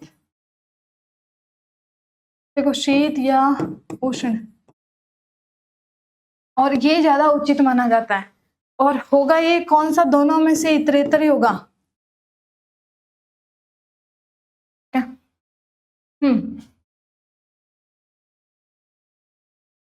हाँ, इसमें हो गया ये द्वंद्व। अब इसको कभी कभी बहुव्रीहि में मान लिया जाता है, क्योंकि शीतोष्ण कटिबंध, आप शीतोष्ण एक, दोनों शामिल में होते हैं ना, जब एक ही जलवायु को बता रहे हैं तो इसको बहुव्रीहि में माना जाता है, जब जलवायु को डिनोट करता है। ये शीत उष्ण दोनों को अलग अलग नहीं बता रहा, अलग एक अलग जलवायु बना रहा है, उसका अर्थ में इसको बहुव्रीहि माना जाता है। पर यहाँ पे इसका द्वंद्व ही माना गया, और द्वंद्व ही होता है, मोटे तौर पर द्वंद्व होता है।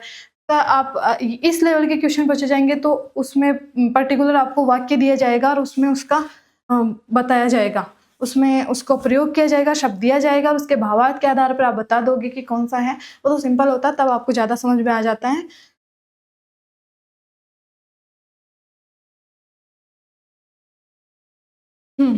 एक देखो, ये मैंने बता ही दिया, शीत या उष्ण को ज्यादा माना जाता है। ठीक है, एक तो हो गया है अपने समाहार, एक हो जाता है समाहार जिसमें आदि इत्यादि का यूज किया जाता है, बोलते हैं ना चाल चलन आदि, खाना पीना आदि। और एक हो जाता है इतरेतर, मतलब ये भी। और एक हो जाता है वैकल्पिक,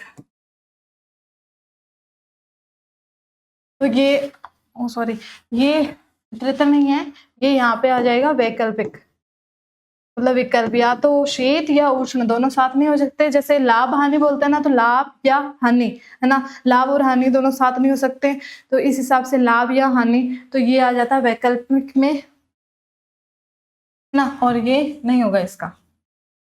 जब ये और के रूप में आ जाएगा और दोनों शामिल हो जाएंगे तो ये बहुव्रीहि में चला जाता है।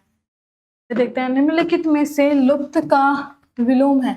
लुप्त का विलोम है, लुप्त मतलब जो गायब हो गया, जो प्रकट नहीं है, नहीं है बोला ना, तो लुप्त का हो गया, तो प्रकट हो गया इसका आंसर। अब सौम्य, सौम्य का मतलब होता है जो शांत है। ठीक है, तो सौम्य का यहाँ हो जाएगा उग्र, उग्र, सभ्य, असभ्य, असभ्य, या फिर अब अगर ऐसे लिखना चाहे तो बर्बर, सुप्त, सुप्त मतलब, और सुप्त मतलब सोया हुआ, जागृत मतलब जगा हुआ, समझदार। तो फैलाव में प्रत्यय है, फैलाव, ये बना है फैल, और ये ना, इसको ऐसे ही लिखते हैं, जब प्रत्यय लिखते हैं तो ऐसे ही लिखते हैं, क्रिया को ऐसे लिख देते हैं, और आओ। अब मैं ऐसे पूछूं कि फैलाव में जो आओ प्रत्यय है ना, वो किस प्रकार का प्रत्यय है?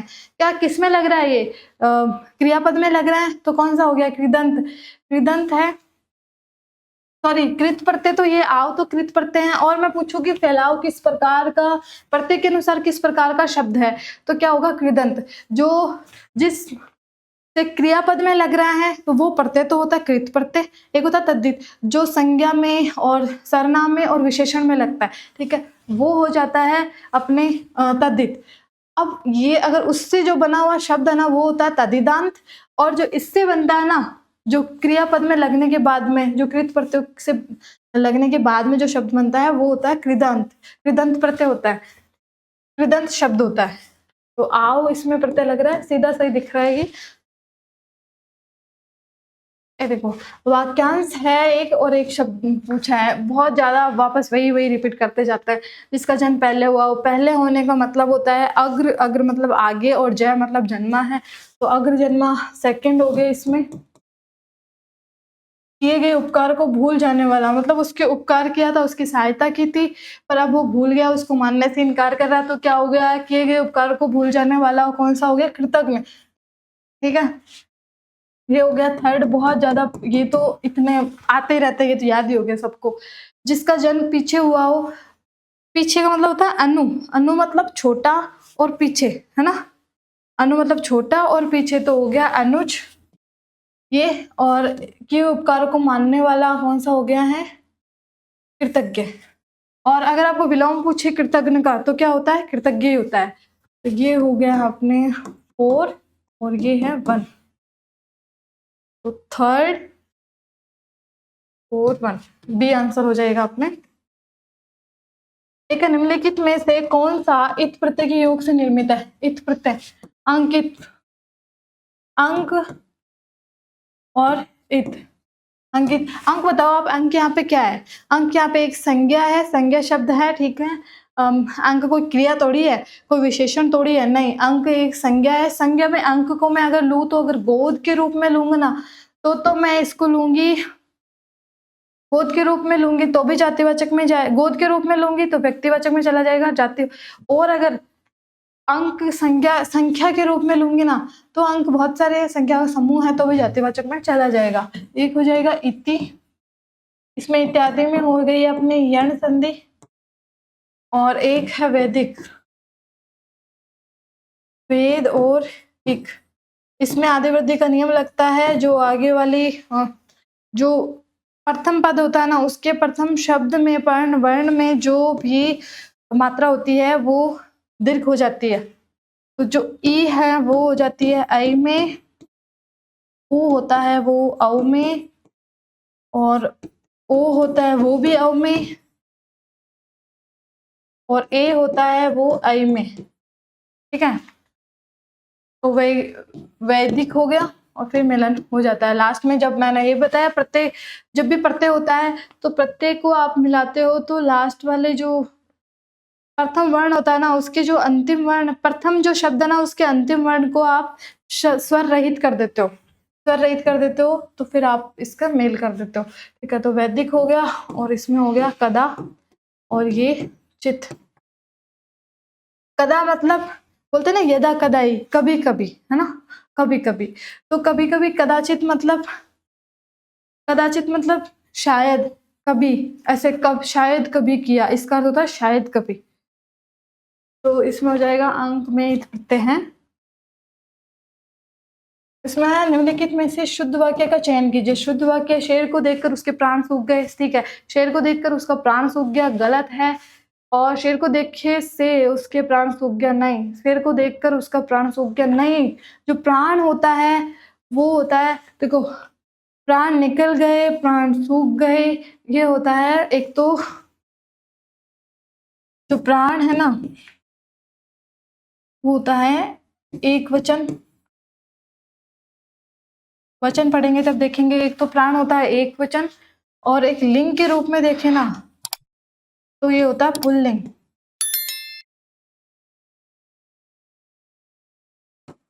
तो आंसर होता है अपना ए। फिर देखिए नैसर्गिक, नैसर्गिक का तो बहुत याद हो गया आजकल, विलोम शब्द देखना है। नैसर्गिक मतलब होता है प्राकृतिक, और विलोम शब्द देखना है तो, और कृत्रिम मतलब जो कृत्रिम मतलब जो किया गया है, जो बनाया गया है ना, जो मानव द्वारा बनाया गया, प्रकृति में पहले से मौजूद नहीं था, बनाया गया है तो हो गया कृत्रिम। निम्नलिखित में से अशुद्ध वाक्य हैं, अशुद्ध। निम्नलिखित में से दिल्ली में 4 गिरफ्तारियां हुई, सुधा ने 1 पुस्तक खरीदा, राधा ने शाम को भोजन बनाया, और गुरुजी ने, अशुद्ध वाक्य देखना ना, गुरु ने शिष्य को आज्ञा दी, ठीक है। देखते हैं, दिल्ली में 4 गिरफ्तारियां हुई, सुधा ने 1 पुस्तक खरीदा, नहीं, सुधा ने 1 पुस्तक खरीदी, पुस्तक के अनुसार आ रही है खरीदी, पुस्तक एक वचन, खरीदी, तो अशुद्ध ये होता है अपना। एक है, निम्नलिखित में से कौन शुद्ध वर्तनी का शब्द है? शुद्ध वाला देखना है तो बलिष्ठ, बलिष्ठ, बलिष्ठ, नहीं ये नहीं है, सीधा सीधा याद रखो, बलिष्ठ है। आप शुद्ध बोलना स्टार्ट कर दो उसको, अगर आप पहली बार कहीं पढ़ते हो तो उसको देखो, उसको शुद्ध बोलना स्टार्ट कर दो, वो अपने आप से बाद में सही, हमेशा सही बोला जाएगा। तो इसमें हो जाएगा बल और इष्ट, इसको हो जाता इष्ट, ठीक है। बलिष्ठ मतलब बल को अपने अंदर समाहित रखने वाला, बल वाला, बलवान, बलिष्ठ होता है। निम्नलिखित में से आदि का अर्थ है, अपन बोलते हैं ना आदि योगी या आदि पुरुष, आदि योगी, ये क्या होता है? आदि योगी शिव के लिए होता है, आदि पुरुष जो सबसे पहले आया होगा उसके लिए होता है। तो ये आदि का मतलब जो पहले, प्रारंभ, सबसे पहले, उसके लिए आता है आदि, पहला। देखो आदि का जो विलोम होता है, विलोम, आदि मतलब पहला, प्रारंभ, और इसका होता है अंत। आदि का होता है अंत, और अंतिम का होता है पहला, अंतिम, और पहला, अनादि, ये तो इसका विलोम हो गया, या फिर आप अंत भी बोल सकते हो। और एक आदि, आदि होता है अभ्यस्त। अभ्यस्त ये है इसका अर्थ। आदि का अर्थ है अभ्यस्त, अंतिम का है पहला, विलोम शब्द, और आदि का मतलब होता है पहला। निष्कर्ष शब्द को और किस अर्थ में प्रयोग किया जाता है? अन्य अर्थ पूछा जा रहा है यहाँ पे, अन्य अर्थ। अब याद करो, एक तो आ चुका है अपने ये निष्कर्ष वाला है ना, ये पहले भी आया था अभी, जिसमें जो, हाँ, निष्कर्ष के जो परिणाम वो भी दे दिए थे, प्राकथन ये आए थे, उसके पर्यायवाची के रूप में आया था। तो अब अन्यार्थ के रूप में, अन्य अर्थ में देखो, पर्यायवाची में ये होता है कि आप अगर कोई वाक्य है उसमें कोई शब्द आया, उसके उस शब्द को उठा के आप पर्यायवाची भी यूज करोगे ना, तो भी उस अशुद्धि नहीं आएगी उस वाक्य में, उसका भावार्थ चेंज नहीं होगा, उसका अर्थ भी चेंज नहीं होगा, वो वैसे ही रहेगा, ठीक है। लेकिन अन्यार्थ में आपका ऐसे होता है कि हाँ, ये एक ही शब्द ना बहुत सारे अर्थ दे सकता है। डिपेंड किस पे करता है कि आप, निर्भर किस पे करता है कि आप इसको वाक्य में किस प्रकार प्रयोग कर रहे हो, उस हिसाब से। लेकिन अन्य अर्थ में आप ऐसे नहीं है कि एक शब्द था उसको उठा के दूसरा शब्द ला दिया, वहां पर ऐसा नहीं होता। पर्यायवाची में सेम अर्थ देता है, अन्य अर्थ में भावार्थ देता है, वो अर्थ बताता है संदर्भ के रूप में, आपने उसको किस प्रकार से प्रयोग में लाया है। सारांश ठीक है, बहुत सारा था, उसका सार का अंश ले लिया आपने तो निष्कर्ष निकला। परिमाण नहीं होता, यही गलत होगा। और निश्चित और आधा, देखो किस और किसके रूप में प्रयोग किया जाता है, तो सारांश के रूप में प्रयोग किया जाता है, इनके रूप में प्रयोग नहीं किया जाता। अब देखो ये, अगर यहाँ पे परिणाम होता ना, परिणाम, तो हम कर लेते, परिणाम होता तो कर लेते। निश्चित, आधा, आधा तो कुछ नहीं है, अर्ध हो गया इसका तो। और निश्चित मतलब जो निश्चित है, होनी है, भावी है, वो। लिखित में से उपसर्ग का शब्द नहीं है, उपसर्ग युक्त शब्द नहीं है, जिसमें उपसर्ग है ही नहीं। सुलभ में तो है, जो आसानी से प्राप्त हो जाए, सुलभ, लब मतलब प्राप्त होना, आसानी से प्राप्त हो जाए। भिक्षुक, भिक्षु, और क, ठीक है, नहीं, एक मिनट, भिक्षु, इसमें एक तो भिक्षुक है ना, इसमें भिक्षा में जुड़ा है उक प्रत्यय, तो हो जाता है भिक्षुक। अब एक आप सीधा सीधा इसको भिक्षु भी लिखते हो, अपन भिक्षु बोलते हैं, एक भिक्षुक भी बोल देते हैं, ठीक है। भिक्षा में जुड़ा है। एक है अनजान, इसमें है अन और जान, ध्यान रखना, अन यहाँ पे आधा नहीं है, कहीं कहीं पूछा जाता है कि अन के यहाँ अलंत लगा देते हैं, फिर वो गलत हो जाता है, नहीं, यहाँ पे अन पूरा है। अनजान, अन मतलब नहीं है, जान मतलब जानकारी नहीं है, अनजान है। निवास, नी और वास। अब देखो, आप कौन सा उपसर्ग युक्त प्रत्यय, मतलब उपसर्ग युक्त शब्द नहीं है, तो कौन नहीं है, भिक्षुक नहीं है। आप भिक्षुक एक तो मूल शब्द भी बता सकते हो उसको, या फिर आप इसमें जाना ही चाहते हो कि बताओ और भी तोड़ के सकते हो इसमें, तो भिक्षा से बना है, भिक्षा में उक प्रत्यय लगा है, लेकिन यहाँ उपसर्ग की बात हो रही है, तो ये प्रत्यय युक्त है, तो ये आंसर हो जाता है अपना। तो निम्नलिखित में से कौन प्रत्यय का उदाहरण है? प्रत्यय का उदाहरण है फलित, फल और इत प्रत्यय है, इसमें फलित हो गया है समकल्प, सम और कल्प। देखो भाई, ये तो हो गया उपसर्ग,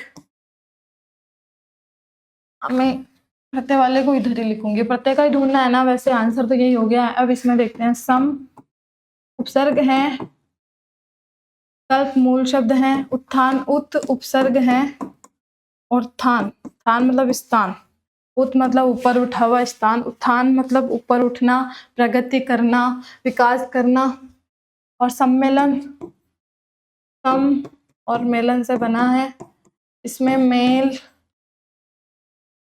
ठीक है, हाँ, ठीक है। और इसमें इसको मिलन के हिसाब से भी देखा जाता है, मिलन के हिसाब से। तो फलित है, प्रत्यय का उदाहरण पूछा है, तो फल और इत, फलित कौन से प्रकार का है, मैं पूछूं अगर ये फलित है, ये क्या है, तो ये है तदितांत, क्यों मैं तद्धितांत क्यों बोल रही हूँ इसको? तद्धितांत इसलिए बोल रही हूँ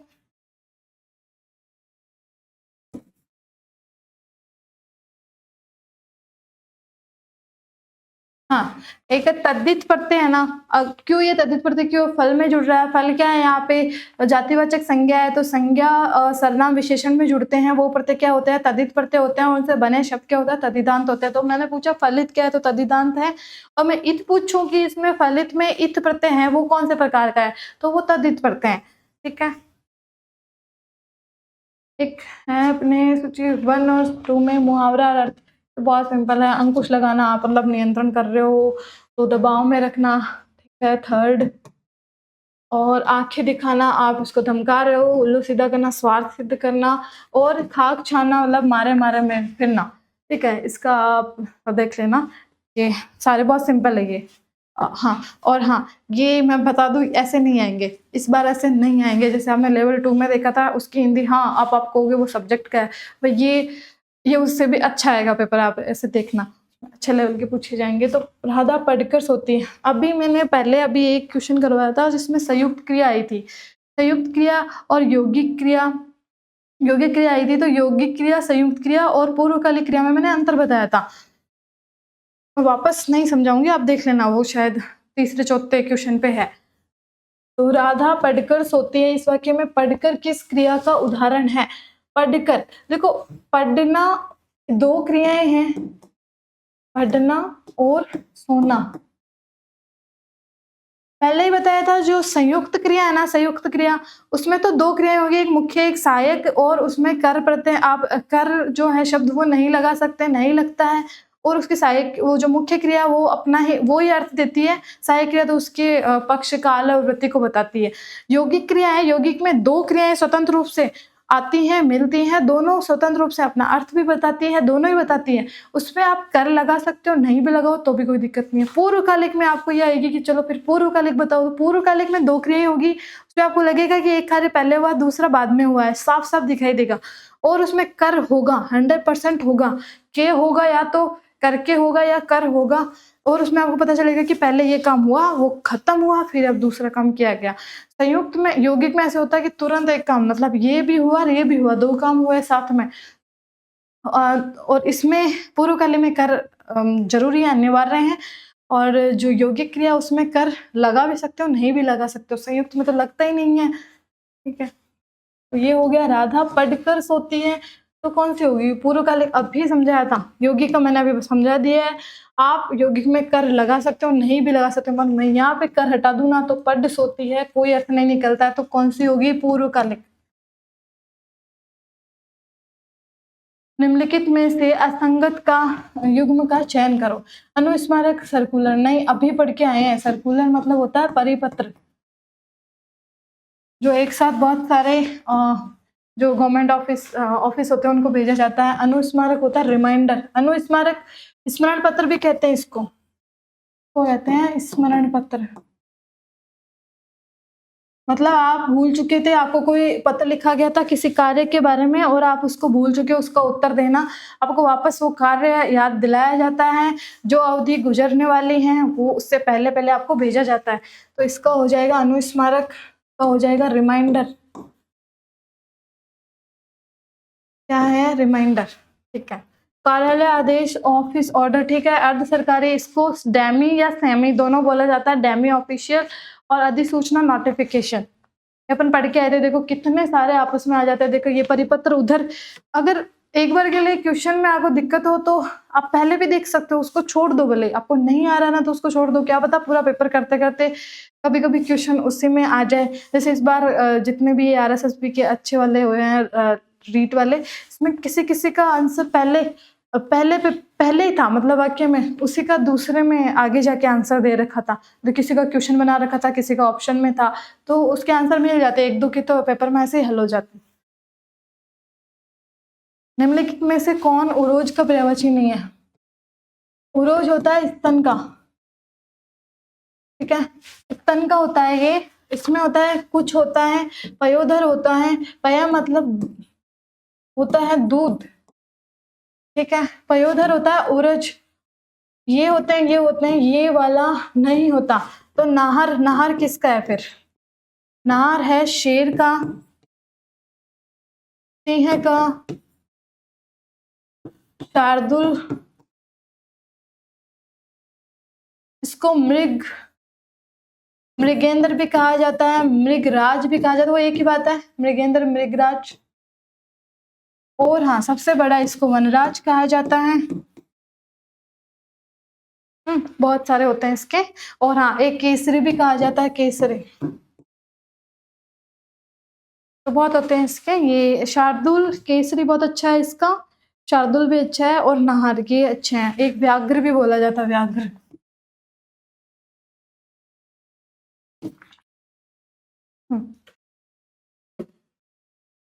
तो द्वीप और द्वीप शब्द युग्म का उचित अर्थ युग्म होगा द्वीप और द्वीप, द्वीप और द्वीप। दीप जलते दिए, देखो दीपक ऐसे लिखा जाता है, दीपक, दीपक। तो ये हो गया दिया।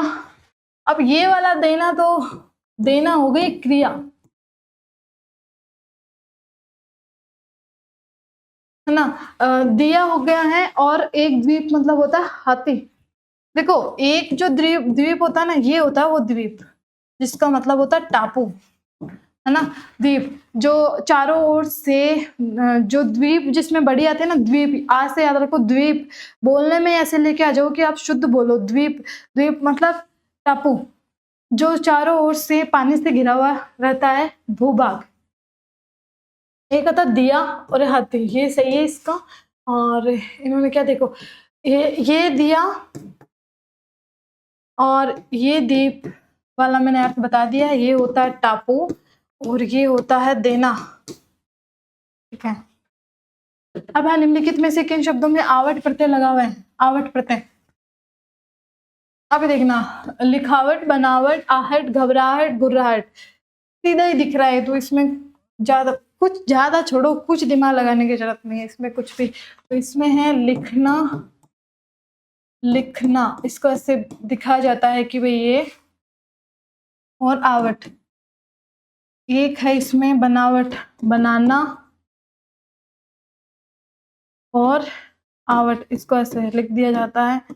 अब देखो इसमें आवट ये दिख रही है, इसमें आहट है, इसमें घबराना में आहट है, इसमें आहट है, और आहट यहाँ पे एक शब्द के रूप में है। आहट, मैंने एक आहट सुनी, आहट, मैंने एक आहट सुनी। तो आहट यहाँ पे क्या है? यहाँ पे है भाव, भाववाचक संज्ञा है, ये मूल शब्द है। अब देखो यहाँ पे आप बोलोगे ना कि वापस रिपीट नहीं होते हैं। बनाना मैंने ऐसे ही कहा, अभी सॉल्व करवाई थी सारी सीरीज, उसमें बनाना पूछा था, पहली शिफ्ट में पूछा था, जो बना था अपने बनाना प्लस आवट से ना। बनाना उसमें मूल क्रिया है, और चूंकि ये क्रियापद में जुड़ रहा है तो ये क्या होगा? क्रियापद में जुड़ रहा है तो ये कृत प्रत्यय होगा। आवट मैं पूछू आवट क्या है, आहट क्या है, तो ये कृत प्रत्यय के रूप में आते हैं। और इनसे बने जो शब्द है, जैसे मैं पूछूं घबराहट क्या है प्रत्यय की दृष्टि से, तो कैसा शब्द है? तो ये क्या है? कृदंत प्रत्यय है। क्यों? क्योंकि कृत प्रत्यय के बनने से बना है, जुड़ने से बना है। तो आवट प्रत्यय लगा हुआ है ए और सी में लगा हुआ है, आंसर होता है अपना ए। वक्रता का विलोम है, वक्र, वक्र मतलब टेढ़ा होना, बोलते हैं ना अपन, किसी लेंस की वक्रता होती है, दर्पण की वक्रता होती है, मतलब कितना टेढ़ा है, कितना घुमावदार है। तो इसका होता है घुमाव। तो वक्र, वक्र मतलब टेढ़ा, रिजु, रिजुता, वक्रता और रिजुता। और वक्रता मैं पूछूं, वक्रता और रिजुता क्या है? वक्रता रिजुता ये है भाववाचक संज्ञा, ठीक है। उसकी वक्रता अधिक है, ये इस इतनी रिजुता सही नहीं है, रिजुता सही नहीं है, ठीक है। टेढ़ापन, इसका हो जाएगा विलोम सीधापन। पतन, उत्थान। तिरछा, सीधा, ठीक है। एक है चक्षु से जो श्रवण का कार्य करता हो, मतलब चक्षु से श्रवण, का कार्य करता है, तो चक्षु श्रवा उसको बोला जाता है। सामासिक पद है ये चक्षु श्रवा। चक्षु से जो श्रवण का कार्य करता है, चक्षु श्रवा। ठीक है। निम्नलिखित में से पयोदर का अर्थ है, पयोदर है ना, इसमें है देखो बादल, आकाश, जल में पयोधर मतलब जो पानी है उसको धारण करने वाला तो कौन सा है, और पानी को देने वाला कौन है, वो है बादल। और एक है ना पयोधि, ये होता है ना पयोधि, एक होता है जलधि, उदधि, सिंधु, ये तो होती हैं अपने समुद्र, ये तो होता है समुद्र के, और ये होता है अपने बादल। बादल होता है पयोधर, धारण करने वाला, बादल धारण करता है फिर बरसात देता है। फिर है अपने पयोज, पय और जय, पय धन जय। पयोज हो गया, जलज हो गया, जल पयोद देने वाला, और जलद, ठीक है, वैसे नीरद। और जब अगर मैं जय लगा दूं तो कौन सा हो गया, कमल हो जाएगा। तो ये तो आपको पता ही होगा। में है तत्पुरुष समास के भेद है। तत्पुरुष, तत्पुरुष जिसमें विभक्ति चिन्ह लगते हैं, और दूसरा पद जो है वो मुख्य होता है। ठीक है। इतरेतर तत्पुरुष का नहीं है, द्वंद्व का है, अपादान है, अधिकरण है, और संप्रदान। संप्रदान के लिए को भी लगता है कभी कभी, वो अपन आगे देखेंगे। को भी लगता है संप्रदान में जब देने के लिए क्रिया का जो क्रिया है वो देने के अर्थ में होती है। और अपादान से अलग होना, अलग होना एक अधिकरण, अधिकरण होती है में, पे और पर। ठीक है। तो ये है और ये है बी सी ई, इसमें है बी सी ई, बी सी ए में है इतरेतर और समाहार, और एक है वैकल्पिक। ये होते हैं द्वंद्व के।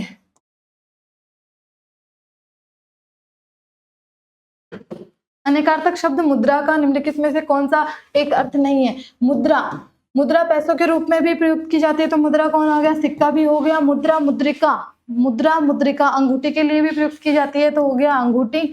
क्षितिज के लिए नहीं, मुहर के लिए बोलते हैं ना कि जब अपन सिंधु घाटी सभ्यता इनमें पढ़ते तो इनकी मुद्राएं पाई गई। मुद्रा छाप छोड़ने के, ठप्पा लगाने के लिए आती थी, तो वो होती है अपने मुहर। अब क्षितिज नहीं है, क्षितिज होता है जहां धरती व आकाश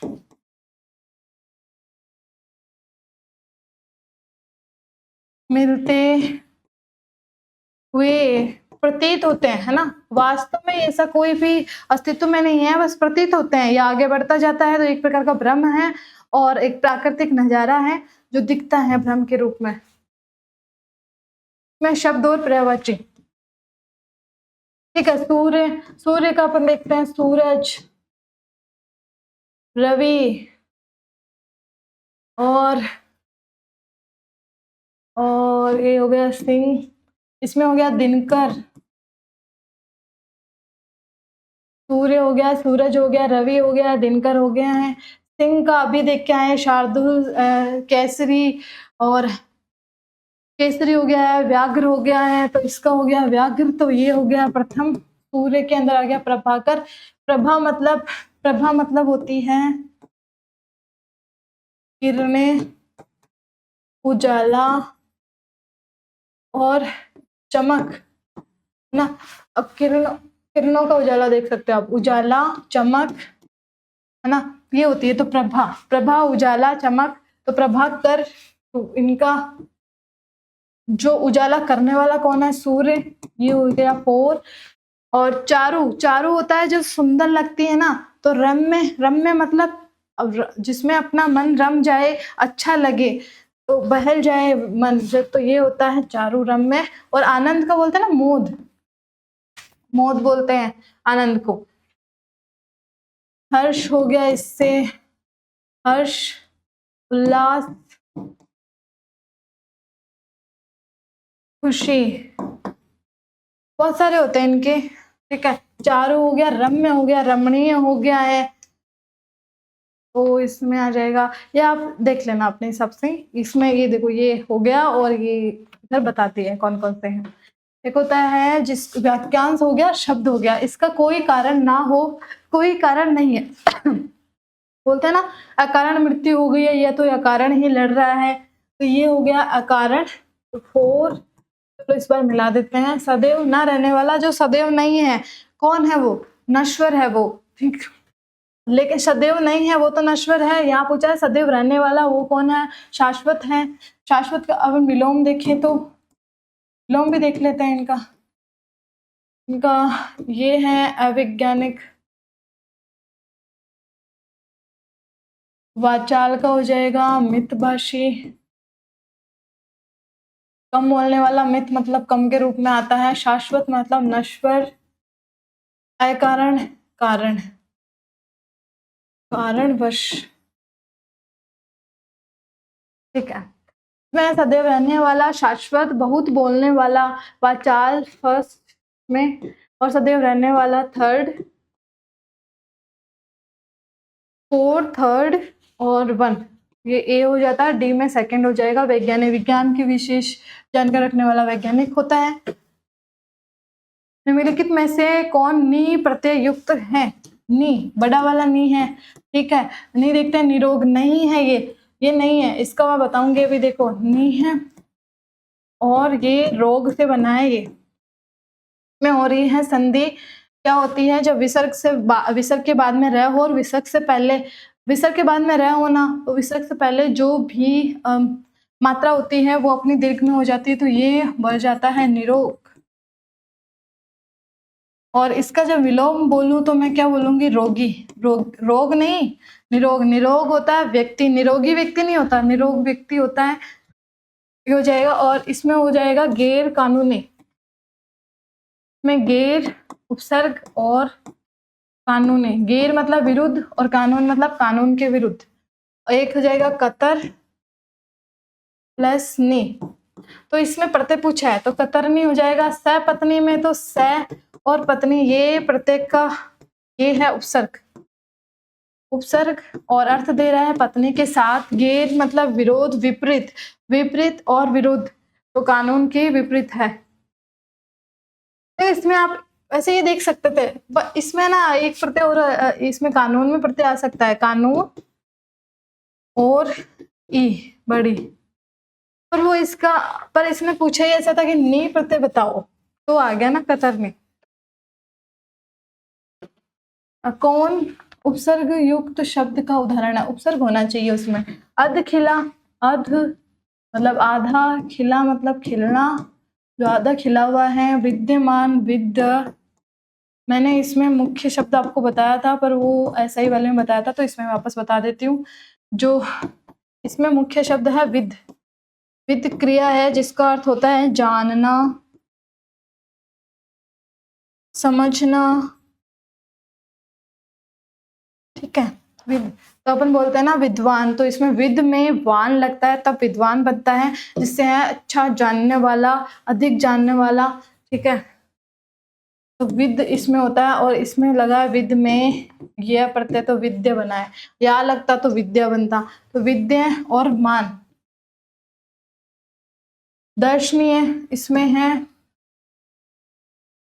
दृश्य और अन्य प्रत्यय, ये आपको पता ही होगा। ये हो जाता है दृश्य का र जो है वो अर हो जाता है इसमें, ये वही है। अन्य प्रत्यय लगता है, तो इसमें भी आदि वृद्धि का नियम लगता है। आदि वृद्धि मतलब जो आदि मतलब पहले का जो शब्द है उसमें वृद्धि हो जाएगी, मतलब उसके स्वर में वृद्धि हो जाएगी।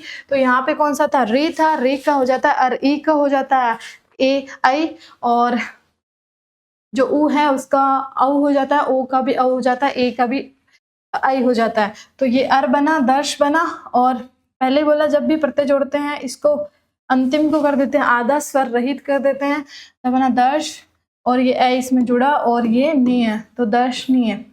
जैसे अभी ये था एक, तो ये होता है दृष्टा, जो है ना दृष्टा, ये सही होता है, जबकि जो दृष्टि है वह सही होती है। ठीक है, दृष्टा सही होता है, लेकिन जो द्रष्टव्य है ना, दृष्टव्य, ये सही रहता है। तो ये तो थोड़ा सा ध्यान से देखना पड़ता है। ये एक दो शब्द हैं, 2-3 शब्द हैं जिनका बाद में देख लेंगे अपन। दर्शनीय, और इसमें हो जाएगा अयादि संधि, नए, ने, क्योंकि आई है ना यहाँ पे, तो आई को निकाला, आई किसके स्थान पे आता है, ए का स्थान पर, तो न आधा था पर आई है तो यहाँ पे ए आ गया, बचा कौन सा, अन, तो क्या हुआ, ने और अन।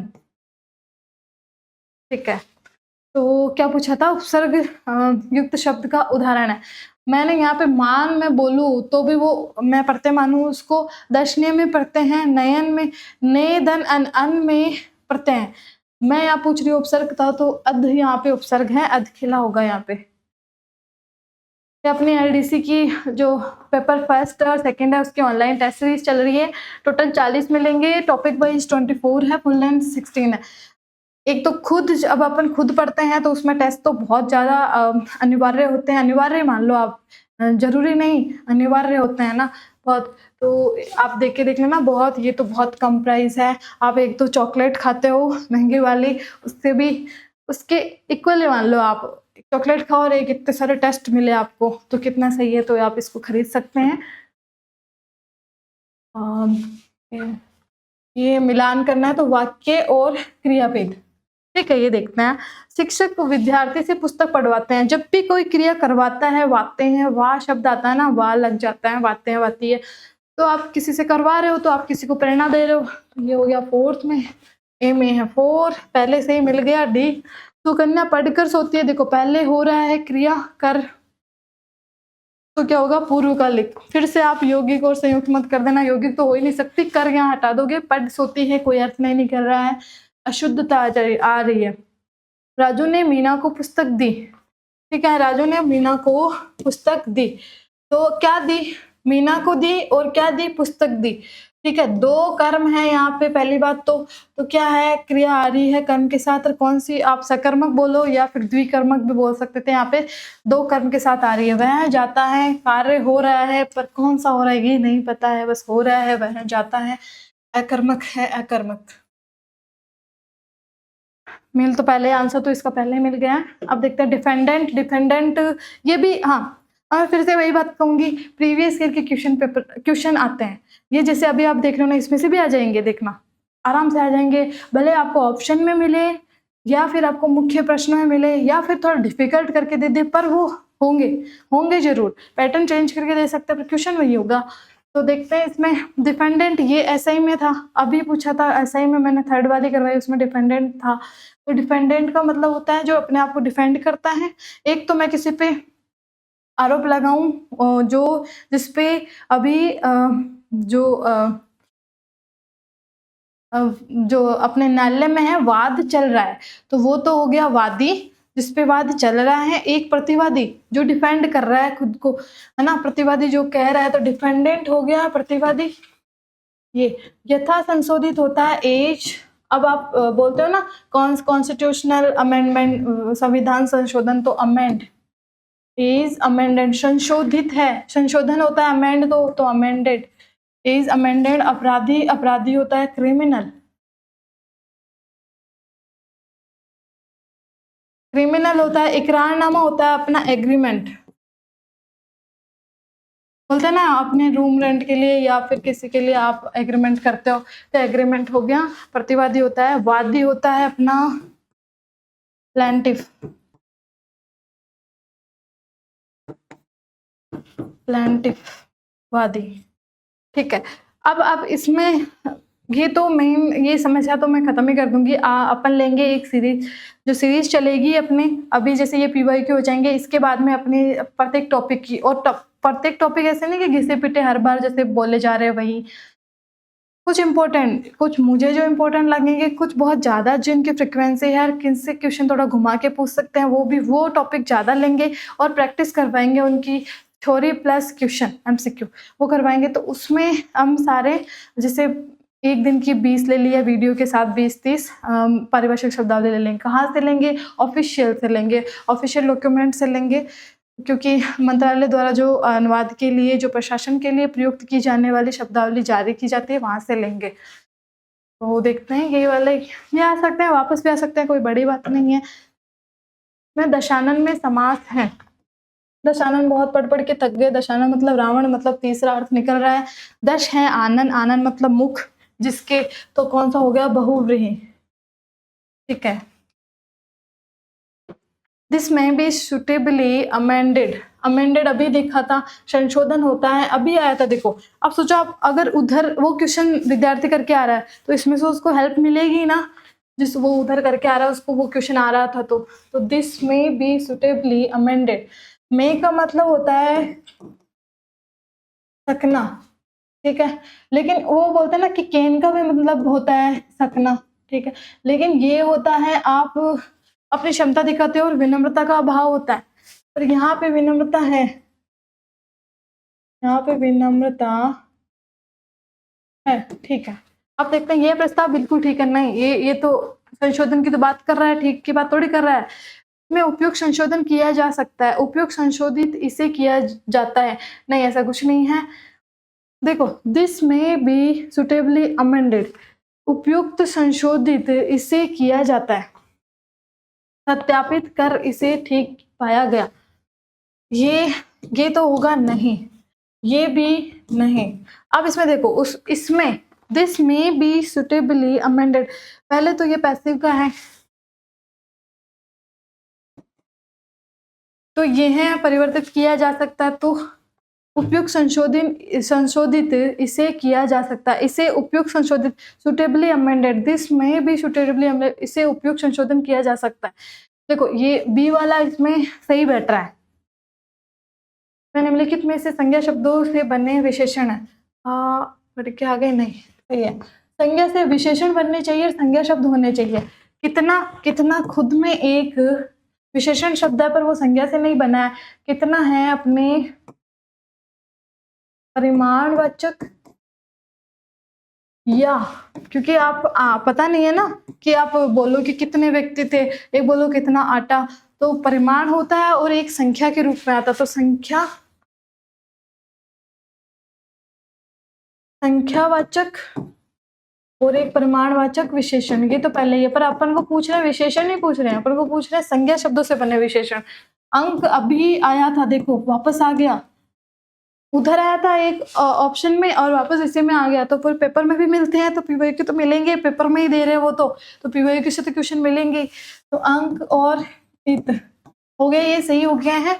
अंकित, अंक का मतलब मैंने पहले बताया था, गोद, वो जाएगा अपने जातिवाचक संज्ञा में, ठीक है। तो अंक और इत,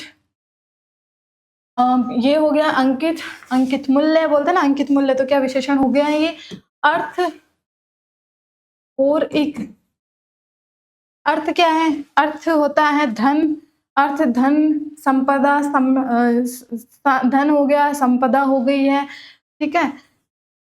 तो इसमें अर्थ हो जाएगा, ये भी हो गया अपने, ये हो गया है जातिवाचक, और ये भी है अपना जातिवाचक। लड़ाकू, इसमें है लड़ना और आकू से बना है ये, तो ये तो क्रियापद हो गए ना। उनको तो पूछा है कि संज्ञा से बताओ, तो संज्ञा से दो बने हैं अपने, अंकित और आर्थिक। एक क्रोधी, क्रोधी रह गया, क्रोधी बना है क्रोध से। क्रोध क्या है? भाववाचक संज्ञा, भाववाचक संज्ञा, ठीक है। तो ये है क्रोध, और ये से बना है क्रोधी, बोलते हैं ना क्रोधी व्यक्ति, तो ये कौन सा है? ये है अंकित मूल्य, और एक है क्रोधी व्यक्ति। क्रोधी कौन सा विशेषण है? गुणवाचक विशेषण है। अंकित भी गुणवाचक हो गया है, और आर्थिक ये भी अपना गुणवाचक हो गया, तो संबंध बताता है, ठीक है। लड़ाकू और कितना, ये नहीं है, अपन को पूछा है कौन से, तो B C D, B C D, B answer हो जाएगा। अच्छा क्वेश्चन था ये। वह निम्नलिखित में से संज्ञा विशेषण, संज्ञा और विशेषण शब्द का असंगत स्वरूप है। मतलब पहले संज्ञा शब्द होगा उससे बना हुआ विशेषण शब्द। नगर, नागरिक, नागरिक संहिता, नागरिक नागरिक पत्र, और अभी है ना सिलेबस में भी होते हैं अपने, तो नागरिक पत्र, नागरिक संहिता, तो ये अपना सही है, नगर से बना है, सही है। पत्थर, पहाड़, दोनों के दोनों ही जातिवाचक संज्ञा हो गई है। पर्टिकुलर किसी पहाड़ का नाम आता तो वो किस में जाते हैं, वो व्यक्तिवाचक में चले जाते, दोनों ही जातिवाचक संज्ञा हो गई हैं। अपने हिसाब से यहाँ कोई भी विशेषण नहीं बना रहेगी। मास, मासिक, ठीक है, मासिक वृद्धि होना, मासिक आवृत्ति होना, तो ये हो जाएगा, तो ये भी सही है। असंगत पूछा था, बी है। लोक और लौकिक, लोक मतलब संसार ना, लोक मतलब होता है संसार, और लोक मतलब एक होता है, लोक भी होता है, और लोक मतलब संसार भी होता है। लौकिक मतलब इस संसार से संबंधित, तो लौकिक होता है ना, लौकिक शक्ति, तो ये भी सही है, ये सही है, और बी आंसर इसका होता है असंगत। नि, धन, इक्षण संधि विच्छेद से बनने वाला शब्द होगा, इस पे शब्द बनाना है, ठीक है। अभी आया था नी है और ईक्षण, ईक्षण का याद रखना, ईक्षण बड़ा ही आता है इसमें। ईक्षा मतलब होता है जांच करना, है ना, तो ये ईक्षा से बना है, ईक्षा जांच करना। तो नी विसर्ग से पहले आ जाती है आपकी कोई भी ई ऊ की मात्रा, उसके बाद में आती है आपके कोई भी स्वर या फिर कोई भी स्वर, तो आ जाता है र, इसके जो ये विसर्ग है इसके स्थान में बनता है र। अब नी तो पूरा था, विसर्ग के स्थान में बना आधा र में बड़ी की मात्रा जुड़ी तो निरीक्षण, ठीक है, तो बनना चाहिए निरीक्षण, ये आंसर भी सही होता है। अब है निम्नलिखित में से कौन सा वाक्य अशुद्ध है? अशुद्ध वाक्य देखना है। 4 साल की बच्ची गाड़ी चला सकती है, पूछ रहा है क्या 4 साल की बच्ची गाड़ी चला सकती है। देखो अगर लास्ट में क्या शब्द जोड़ देता तो भी सही होता, लास्ट में उसने प्रश्नवाचक लगा दिया तो भी वो बोध करा रहा है, उसमें कोई अशुद्धि का बोध नहीं हो रहा है कि आपका अर्थ ना अपूर्ण रह रहा है या फिर कन्वे नहीं हो रहा, पूरा पहुंच नहीं पा रहा है, ऐसा नहीं है, पूरा इसका सही पता चल रहा है सबको कि गाड़ी चला सकती है। घर पहुंचकर उसने चैन का सांस लिया, देखो चैन का नहीं होता, चैन की होता है, चैन की सांस ली, क्योंकि सांस है स्त्रीलिंग।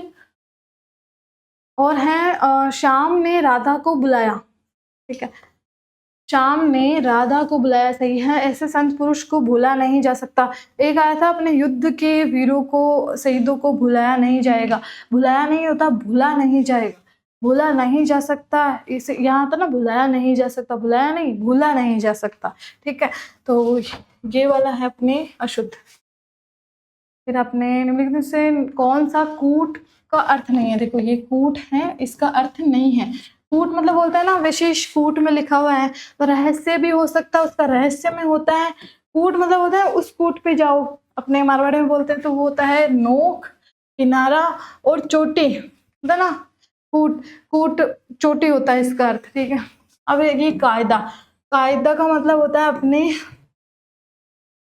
कायदा मतलब होता है आप कायदे बोलते हैं ना, कायदे से रहो, तो उसमें होता है लिमिटेशंस के साथ और अच्छे चरित्र के साथ रहते हैं, होते हैं कायदे, नियम के अनुसार, कायदा नियम